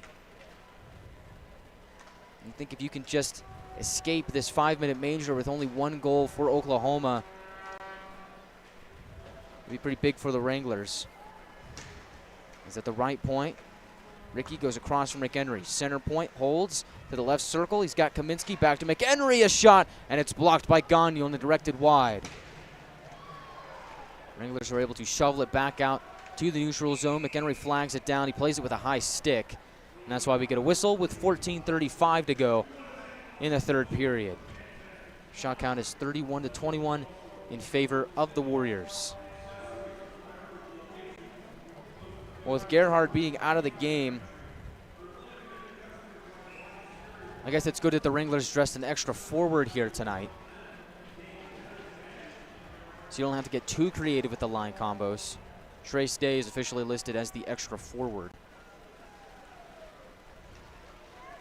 As Ulrich will play it to the right wing for Nelson, gains some speed, and has got Sutton in stride. Dishes it backwards for Elliott. He'll walk the line and shoot. It goes off a couple bodies and back to Nelson. At the line, another try from Elliott, blocked by Morris. The Wranglers go the other way. They might have numbers. Warriors are quick to shut that down. Sutton turns back up ice. To the left side, it's Ulrich. Back to Sutton. He will deliver it below the goal for Skater, and back up to the line. The Wranglers are able to get it out. 44 seconds to go on the penalty. Caffarelli will station behind his own net, survey the scene. Warriors up by 2. It's 3-1 with 13:39 to go in the third period. To the left wing goes McHenry. Gains some speed, goes around to Marco, towards the middle, looking for Caffarelli, passes behind him. Jack Ivey picks up the puck, he turns up the other way. Cuts towards the middle and gets decked there on the back check by Sproul. No call. Down the left wing, Kaminsky dives towards the middle. Got a trailer and oh, he just couldn't put it home. That was Caffarelli looking for his second of the game. Wranglers catch a break there as Vukas on the far wall plays it off the back end for McHenry on the near side. He dances his way to the right circle, tries to take a shot, and Ben Ivey lifts his stick. To the left side, it's Vukas. Plays it towards the middle softly. The Wranglers are able to get in the way of it. Turnover here, McHenry in, he shoots! McDonough, a big save, and he sweeps it away as there was a Warrior lurking in the area. Mark that one down as a save that could help the Wranglers if they decide to come back in this game, as Gagnon will bank it off the near glass and out of play in the neutral zone. 12:33 to go in the third period, 3-1 hockey game. Penalty is over. We're back to 5-on-5. So, Drew, I mean, I guess the Wranglers do give up that one goal, but it could have been worse. Definitely, yeah. Able to get the kill, though, on a 5 minutes, so only letting one up is it's not too bad. You know, obviously don't want to let any up, but got to get one here to get back in the game, though. Wranglers certainly need something to swing the momentum, as it looks like it's in Oklahoma's favor. They drive towards the net. McDonough sprawls out to make the save, and the Wranglers are able to send it all the way back down to the Warriors zone for an icing. But that's an icing that you're willing to take in a moment like that, where the puck is in the blue paint. Looks like McDonough a little shaken up after the play. Gonna get the one knee. Looks like he might just be stretching out a little bit. Picks up his stick. Looks like he's good to go. Draw's going to be to his left, near circle of the Wranglers zone. Ulrich to take it against Zapp. And for Zapp, there's a goal in tonight's game. Look for him to maybe be a catalyst here in the third period to start a Wrangler comeback. He wins the draw. On the right side is McNaughton. Gains some speed, gains center red, and he will backhand it behind Duras. Vukas keeps it moving at the left point. Wranglers flutter a shot towards the goal. It's loose in the slot. McNaughton tries to dish it down low. He's looking for Pukkanen. Topi Pukkanen gets it. And on his backhand, finds Zapp. Reverses towards the far wall. Zapp gets hauled down. That's knee-to-knee contact. Whistle is blown, and Zapp appears to be in some pain. I don't think it was malicious in any way. I think it was just Zapp was moving one way, a Warrior was going the other way. Caught him, looked like in his knee. He's going to skate on his own power back to the bench, though. It's a good sign for the Wranglers as they'll head to the power play.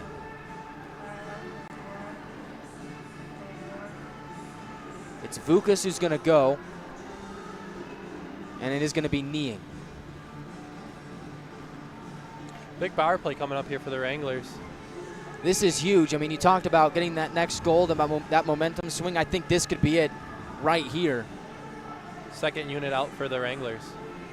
Good eye. Luke Morris will take the draw against Sutton. He wins it. At the right point is DeMarco. Finding Morris at the half wall. Make that Pukkanen. As he will slide it down low. McNaughton on his backhand. Tries to center it, and he gets shut down. Puck bounces back towards the far wall. DeMarco will handle it.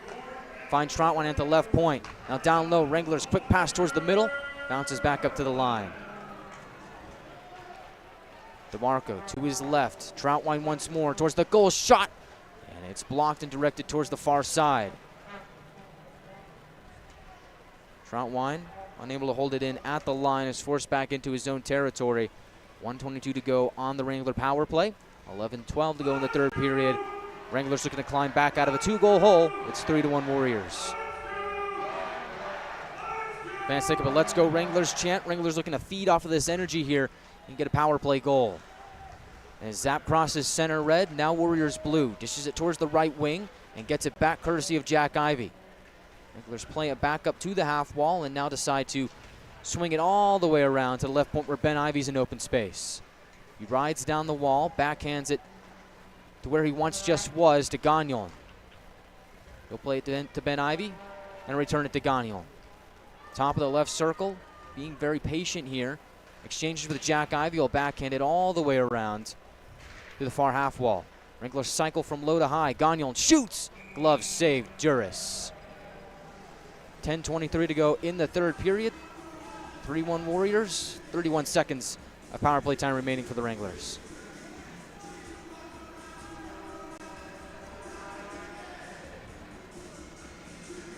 Looks like Wranglers are going to keep that same unit on as Zapp will take the draw. Ben Ivy to his right, McDonald to his left, Gagnon and Jack Ivy manning the blue line. This play gets directed towards the far corner. Puck is loose. Ben Ivy goes down, draws a whistle. Wranglers are going to get an abbreviated 5-on-3 for 22 seconds. Definitely a good opportunity here to capitalize. This is huge. And so, Drew, I mean, at this juncture, I mean, you look at 22 seconds of 5-on-3 time. One, this is a big face-off coming up. But two, are we looking at a potential set play here, or do you think nothing really changes in that regard? I don't think you want to really run too many set plays. Just get set up in your 5-on-3 formation and try to get a good look. You have a good amount of time. It's Dominic Elliott that goes to the penalty box. Zapp will be the face-off taker. He's been very reliable at the face-off dot this season. He'll take it against Sutton. And Zapp wins it. Ben Ivy collects the puck at the left point. Below the circle is Zapp. He'll leave it for Jack Ivy. Tries to center it for Ben. And now Ben Ivy will handle it in the high slot, drifting towards his right. Gets it to the right circle for Zapp. He'll move his way up to the line. Back to Ben Ivy at the right circle. Down low is Jack Ivy behind the net and back over to the left point for Gagnon. He'll walk the line. Finds Zapp at the half wall. Return it to Gagnon. Across is Jack Ivy. To Gagnon. He'll shoot. It's deflected. Save made by Duras. Wranglers hacking at it. But he makes the stop and holds on. 9:35 to go in the third period. First penalty has expired. Wranglers on the power play, 5-on-4 for the next minute and 21 seconds. Some really good passing there from the Wranglers. Looked like Oklahoma, for the most part, did a really good job of taking down those grade A scoring chances. Wranglers with a good look there at the end. Off the draw, Oklahoma is able to get a cleater. Sproul will send it down. McDonough will leave it for Troutwine. He'll take a second to pause and see what shakes out in front of him. Leave it for DeMarco. He'll start the next charge. He'll gain the red line, blast it around to Duras, who's out of his net to play it. He'll throttle it towards the far corner where Morris is waiting. Morris at the half wall. Exchanges with Pukkanen. Up top it's DeMarco. Wranglers go back from high to low as Pukkanen's got it at the half wall. DeMarco across. Troutwine looking for Morris, and Ricky's able to get a stick on it and send it out of play. With 8:58 to go in the third period, 43 seconds of power play time remaining. Wranglers get a line change here. First unit comes back on.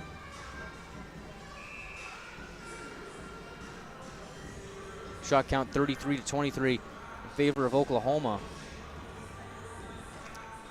Wranglers win the draw again. Jack Ivy, a shot. Duras makes the save, and it's in! The puck trickles over the goal line, and Jack Ivy cuts the lead in half. It's 3-2. And that's just what the doctor ordered. The rich get richer. Jack Ivy's stellar season continues. That's goal number 26 on the season. He's top 3 in goals in the entire league, and he leads the Wranglers in goals. Number 6 gets it done. It's a power play tally to make it 3-2. It's a big goal right there. It's now a multi-point affair for Roman Zapp. He now has 13 multi-point games on the season. That's the most out of any Wranglers skater this season. And Drew, you're right, that's a huge goal. Now it's a 3-2 game. Momentum in the Wranglers' favor. How big are these next couple of shifts? Huge. It starts with the first face-off here. You know, you just want to get it deep and get the momentum continuing in your favor. It's don't overthink it and don't do too much. So now we've got ourselves a hockey game, 3-2 score. Fans are buzzing at the bullpen. I see a kid doing a Fortnite dance down there. He's grooving. The Wranglers are balling, and they'll look to tie this game up at 3 with 8:54 to go in the third period.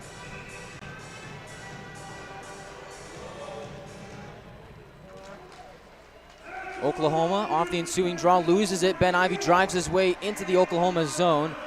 Vig scampers back and is able to slide it back out to the neutral zone and then some. It's going to be an icing on Oklahoma. Wranglers going to get an offensive zone draw here. I mean, Jack Ivy, what else can he say? All he does is score. And Daniel Duras made the initial save, and then everybody kind of just took a big gasp as we all saw the puck trickling towards the goal line. Did it have enough steam to get there? Yes, it did. Wranglers on the hunt for more. Drawn to the right of Duras. Ben Ivy will take it against Sutton.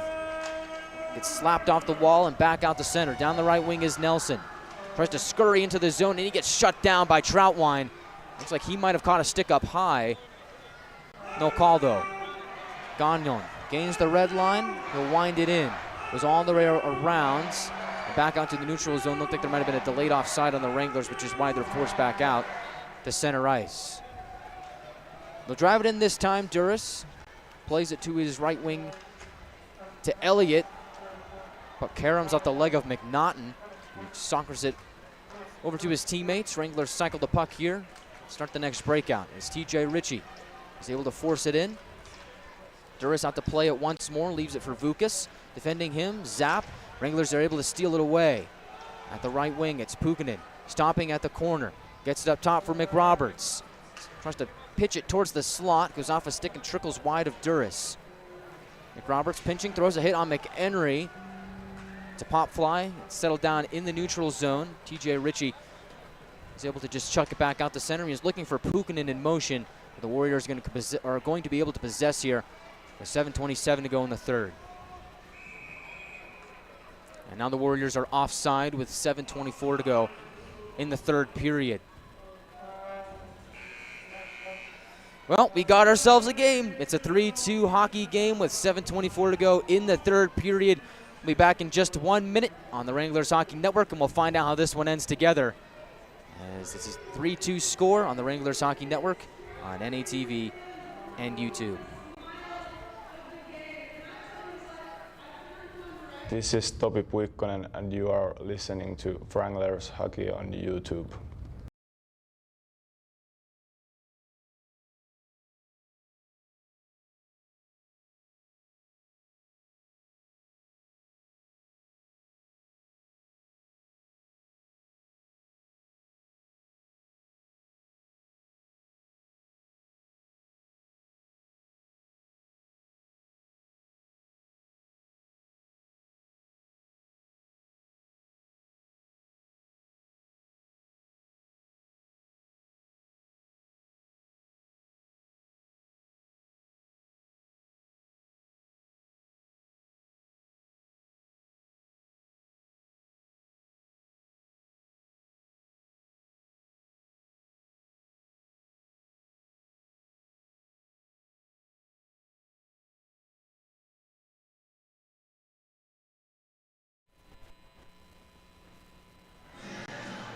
Neutral zone draw won by the Wranglers. They're quickly looking to tie it up at 3. DeMarco is able to drop it deep into the Warriors zone. Wranglers on the forecheck, looking to get a steal. Play goes towards the slot. Morris is there, but Caffarelli, the other number 11, is able to work it back out to center. Pass across is picked off. Wranglers drive it back in deep. Vukas is able to knock it back out towards the neutral zone. And now here he is again, rumbling into the attacking zone. Sidesteps Ruklidis, curls in the corner and gets dumped down, lost an edge as Kyle DeMarco steals the puck and moves up ice. Abraham looks to enter the zone, but they're going to say he's offside with 6:40 to go in the third period. 1-goal game. Jack Ivy, the most recent goal from McDonald and Zapp. Zap, another multi-point game for him, doing what he does best. And Jack McDonald also getting on the board. As it'll be a neutral zone draw. Morley Phillips in that fourth line out there. Phillips wins the draw. Wranglers go D to D. Gagnon hacks it towards the net, and it goes wide of Duras. Wranglers looking to set up shop, but Oklahoma is able to whip it back out towards the Wranglers zone. Gagnon swings out left side, gains some speed, gallops through the neutral zone, backhands it into the Oklahoma zone. He'll be the first man to chase after it. Sutton gets there. He's able to backhand it towards the near wall. Wranglers pinching, trying to get there, but Oklahoma is able to heave it back out to center ice. Wranglers quickly the other way. One-touch pass. Miller enters, rifles it around towards the far side. Wranglers in the midst of a change.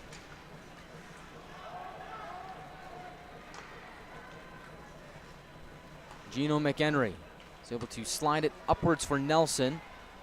Wranglers bottle him up at the blue line. McDonald looks to turn up ice.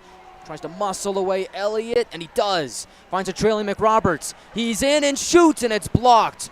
Loose in the slot, McHenry possesses. And the Warriors will escape any more danger. They'll send it diagonally towards the far corner. TJ Ritchie wins the race.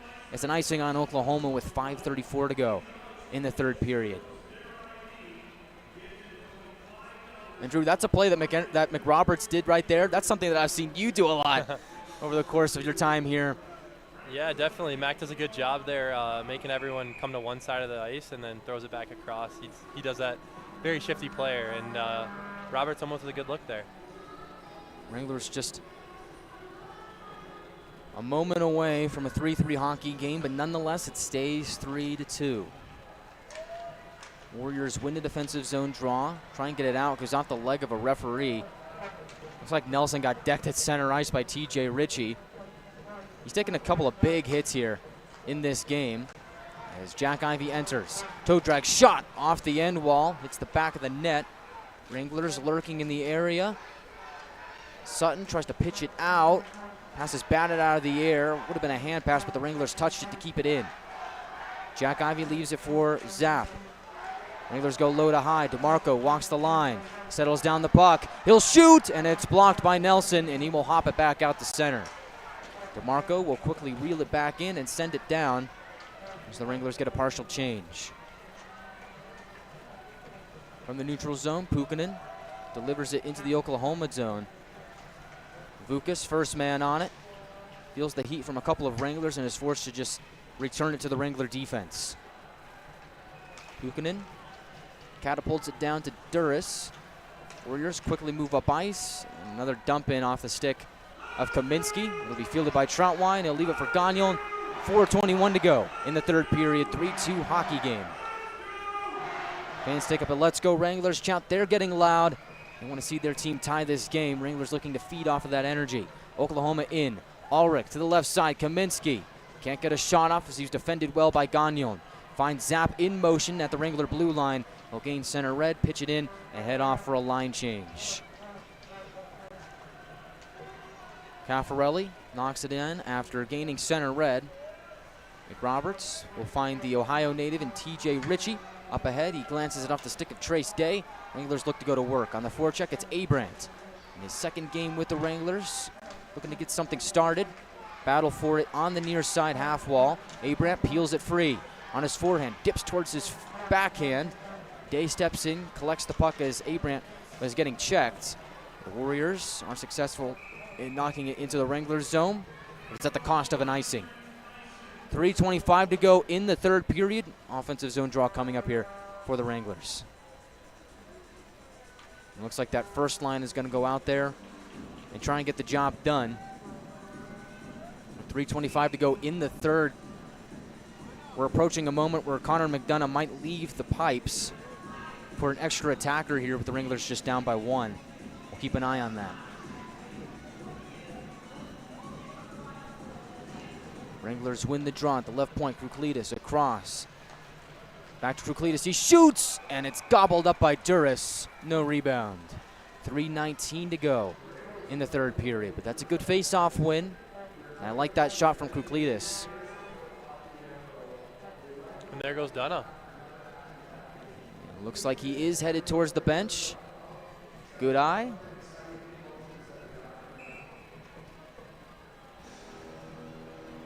Still looking to see who that 6th attacker might be. And it's going to be Zap. So you've got Zap, Gagnon, both Ivy brothers, McDonald and Pukinen as your 6 skaters for the Wranglers. 3:19 to go in the 3rd period. Wranglers looking to tie it up. Wranglers win the draw. McDonald gets hauled down. No penalty to be had. Oklahoma tosses it into the Wranglers zone. Jack Ivey, the only man back, and he wins the puck, or excuse me, the race to the puck for the icing. 3:10 to go in the 3rd. So another big draw coming up here. I mean, you got a couple good guys out there that could take this face-off. Zap, Ben Ivey, but it looks like Zap will take this draw.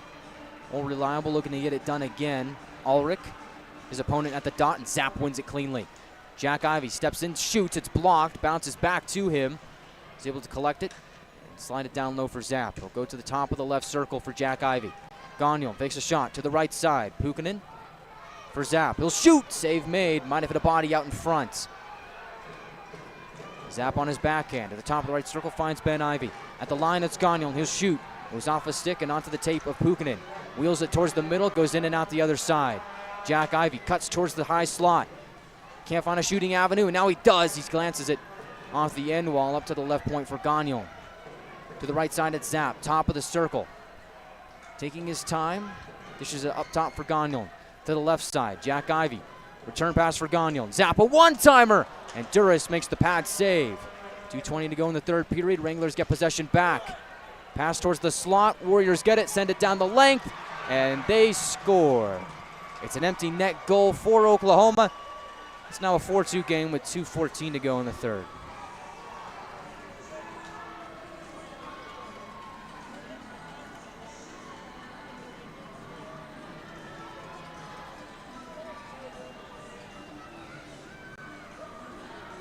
And for the Wranglers, a lot of really good puck movement. Looked like Oklahoma on that last sequence with Jack Ivey drifting towards his right. Looked like he wanted to shoot when he got it into the high slot, but you got to give credit to the Warriors. They did a good job of taking away that shooting lane, forcing Jack towards his right, kind of made the Wranglers cycle the puck around a little bit more, and then they try and pitch the puck towards the slot. It was off a leg, and from the distance, the Warriors are able to score. So now it's a 4-2 game. Chesler from behind his own net. McDonough back between the pipes. Wranglers at the left wing. It's Troutwine for Day. He'll shoot it, and he whips it well wide. And back down to McDonough. DeMarco will try and play it forward. He looks like he just hit the referee with the puck. He hit the linesman. Bounces back towards the Wranglers. Trickles into the Oklahoma zone. Amarillo looks to get the work here. Under a minute and a half to go in the game. Phillips on his backhand, turns towards his forehand, looks for a man in the slot. The only man there is Oklahoma's Anthony Caffarelli, as Gino McHenry will take his pass and feed it into the Wranglers zone and peel back towards neutral ice. Gagnon, a couple quick moves. Moves towards his right side. On his forecheck, sidesteps a man, looking to get things going offensively. Oklahoma charges into the Wranglers zone. Nelson gets decked off the puck by Miller. Looks like the puck goes out of play. 52.9 seconds to go. Looks like we might get a holding call here.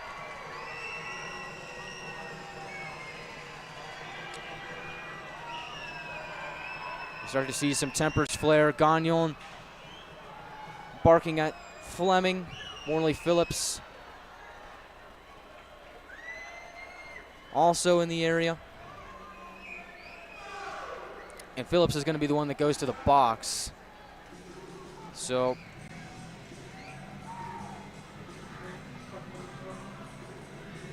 with 52.9 seconds to go in the game, I should say in regulation.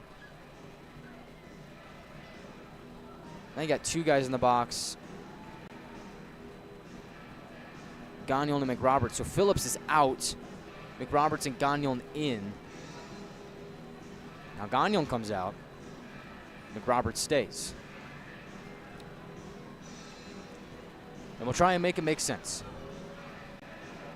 And it appears Gagnon's leaving because he's going to hit the showers early. They're going to open the door to the tunnel. He'll go down. His night is over.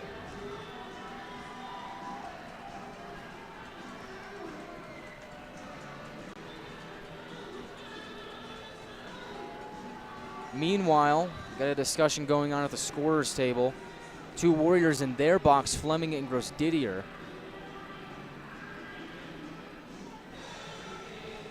So 2 men in the box for Oklahoma, 1 for Amarillo, but you got to think Gagnon just got tossed. Now it looks like Morley Phillips is also headed that way. So that could be 3 penalties for Amarillo to Oklahoma's 2.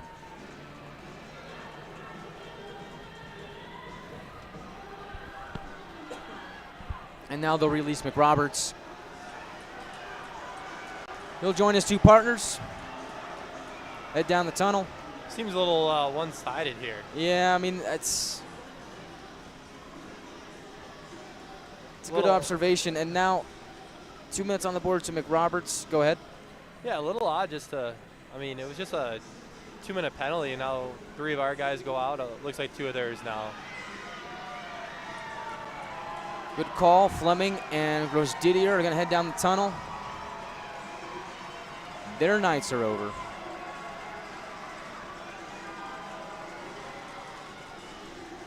They'll high-five some Warrior faithful that made the trip down to Amarillo.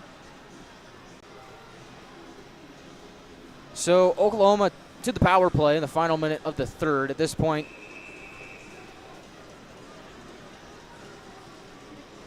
all indicators point towards the Oklahoma victory. Wranglers looking to try and recoup some momentum, get positive vibes heading into the series against El Paso. Down the left wing, TJ Ritchie rips it off the end wall.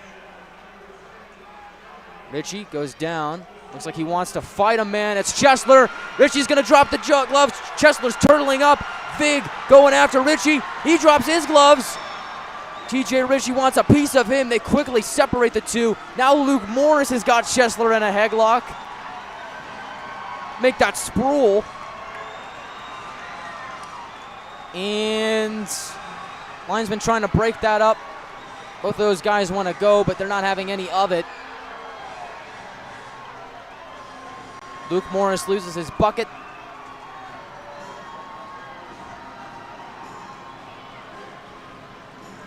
And now we got a yard sale out there. A couple of gloves, a few sticks, some helmets. But, I mean, at this point in the game, I mean, it all started with TJ Ritchie taking a hit from Chesler. He took big offense to that, got back up to his feet. I mean, he lost his stick in the plate, didn't even go back to pick it up, and that's kind of when you knew he was looking to go after Chesler. Caught up to him. Those 2 connected. Ritchie wanted to fight. It was clear that Chesler didn't. He immediately saw Ritchie and kind of just turtled up and hunkered down on the ice to avoid the big man.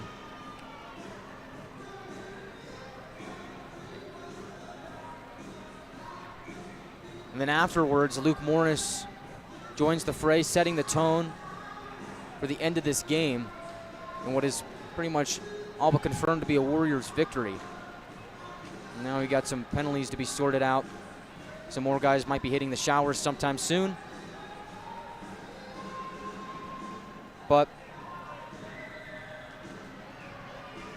I'll hold that thought as Kaminsky goes down towards the tunnel, as does Carlisle.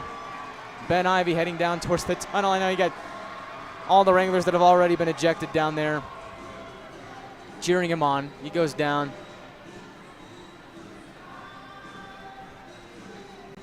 Somebody ought to get a picture of that. That'd be a heck of a photo. Phillips, McRoberts, Gagnon all waiting down the tunnel. Now Ben Ivy will join him to watch the rest of the game. So no early showers for those 4. They're in it to the end. And now, I guess we're still just waiting to see what exactly transpires here. I mean, the outcome of the game really isn't a doubt at this point. Bench looking a little short there for both clubs. More so the Wranglers than the Warriors.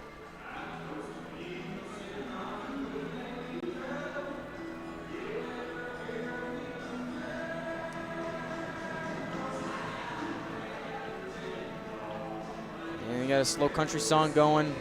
Got some fans doing that flashlight thing with their phones.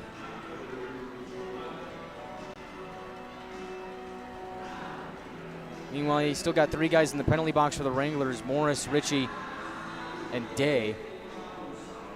Not quite sure what Trace Day did there to deserve a penalty, but now Luke Morris out of the box. Carter Spruill's going to go down to the tunnel. So Spruill's out, Morris is out. You'll join that pack of Wranglers down in the tunnel. So now you got a starting 5 waiting in the tunnel there. You've got Morris, you've got Phillips, you've got Gagnol, McRoberts, got 2 D-men, 3 forwards. There you go, Drew, right there.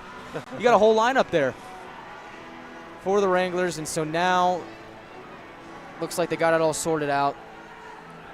I think at this point, you can probably just check the league website, see what transpires there, what the official word is. Because I think that guy over there is running out of room on his whiteboard. I don't know if he's going to be able to fit that all in.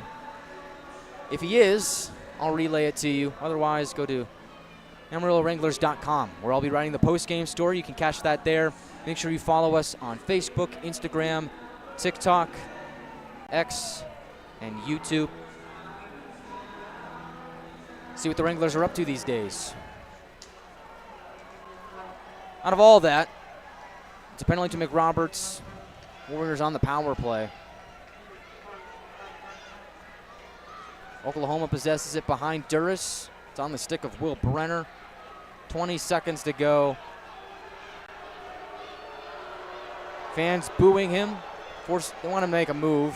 He just wants to wait the clock out. And that's exactly what he's going to do. And so that, well, nope, that's how it ends. Nope, never mind. They blew the whistle with 3 seconds left. So is the... I don't know if What an odd whistle. I mean, it looks like they kind of wanted to just let it out. They blew the whistle, but all indicators say the game is over. Not quite sure what happened on that last sequence. I'm not sure anybody else does either. But it's over. The Oklahoma Warriors get the victory 4-2. Same score as last night. But the Warriors get the weekend sweep, and the Wranglers will head towards El Paso, looking to turn things around and regain some traction in the South Division standings. They'll salute their crowd here at center ice. I mean, it's the same score here tonight. Oklahoma outshoots the Wranglers 34-27. I thought the penalty kill was really, really good in this game. You know, that 5-minute power play, that's a tall task for anybody. And so if you kind of just mark that up as an outlier, I thought the penalty kill was great. And so I think that's a building block for the Wranglers moving on to El Paso, a team that's got 2 prolific scorers in Tefelsky and Lund, and a pretty solid supporting cast. But Drew, here tonight, Wranglers fall by the same score, 4-2, but I like the effort better here tonight for the Wranglers 100% as agree. opposed to last night. Yeah, 100% agree. Definitely a lot more fight in their game tonight than last night. So that's one thing you don't want to, you know, this saying you don't want to, you lose on the scoreboard, you don't want to lose on the ice as well, because we'll play these guys again, and come playoffs, you want to make it known that you guys aren't going to be an easy pushover. Amarillo still leads the season series 4-3. These teams have one more matchup left on the schedule that'll come on February 25th. It'll be the Wranglers' 3rd game of the weekend. That weekend they'll play Odessa twice, Oklahoma on that Sunday. Oklahoma now leads the standings in the Hoser Cup race. 9 points to Amarillo's 7. Odessa has 5. They're pretty much out of the picture at this point. And so if the Wranglers want to win the Hoser Cup, they're going to have to sweep Odessa and get that last win against the Warriors. Otherwise, it's Oklahoma's trophy. Wranglers here tonight. We'll move on to El Paso next week, and we'll have the coverage for you here on the Wranglers Hockey Network on NATV and YouTube. As Roman Zapp gets a goal, Jack Ivey gets a goal. Power play tally for Jack. But ultimately, it's a Warriors 4-2 victory here at the Budweiser bullpen. Well, Drew, any final thoughts here? No, I mean, just got to be prepared for El Paso. That's about it. It's one of those ones where it's a tough loss, especially on home ice. I think you just got to take the good from the bad. I mean, every game is a learning moment, win or lose. The Wranglers will certainly try and take that teaching moment if they can, and try and apply it as they head over to El Paso next weekend. It's a Rhinos team that really has had a bounce-back season for what they did last year. The Rhinos, towards the bottom of the South Division, they finished second to last, only in front of Corpus Christi, who had a miserable season. Rhinos really bouncing back this year. And really the question is are they legit or not? Last time the Wranglers went down to El Paso, they got the split. Of course, that was the big game where Zapp ties it up with 20 seconds to go and then wins it in overtime. Looking for some more magic like that over in El Paso in 1 week's time. Wranglers will be over at El Paso County Event Center. I'll have it here for you here on the Wranglers Hockey Network. Well, Drew, it's been a pleasure having you here on the broadcast, my friend. I appreciate you hanging out with me. And I appreciate you. We always have fun here on the Wranglers Hockey Network. And I think that'll do it for us here from the Budweiser bullpen. Once again, your final score, the Warriors 4, the Wranglers 2. Wranglers look to bounce back next weekend in El Paso. I'm Guy Chiarenza. For Drew Jeffers, we're saying so long from the Budweiser bullpen.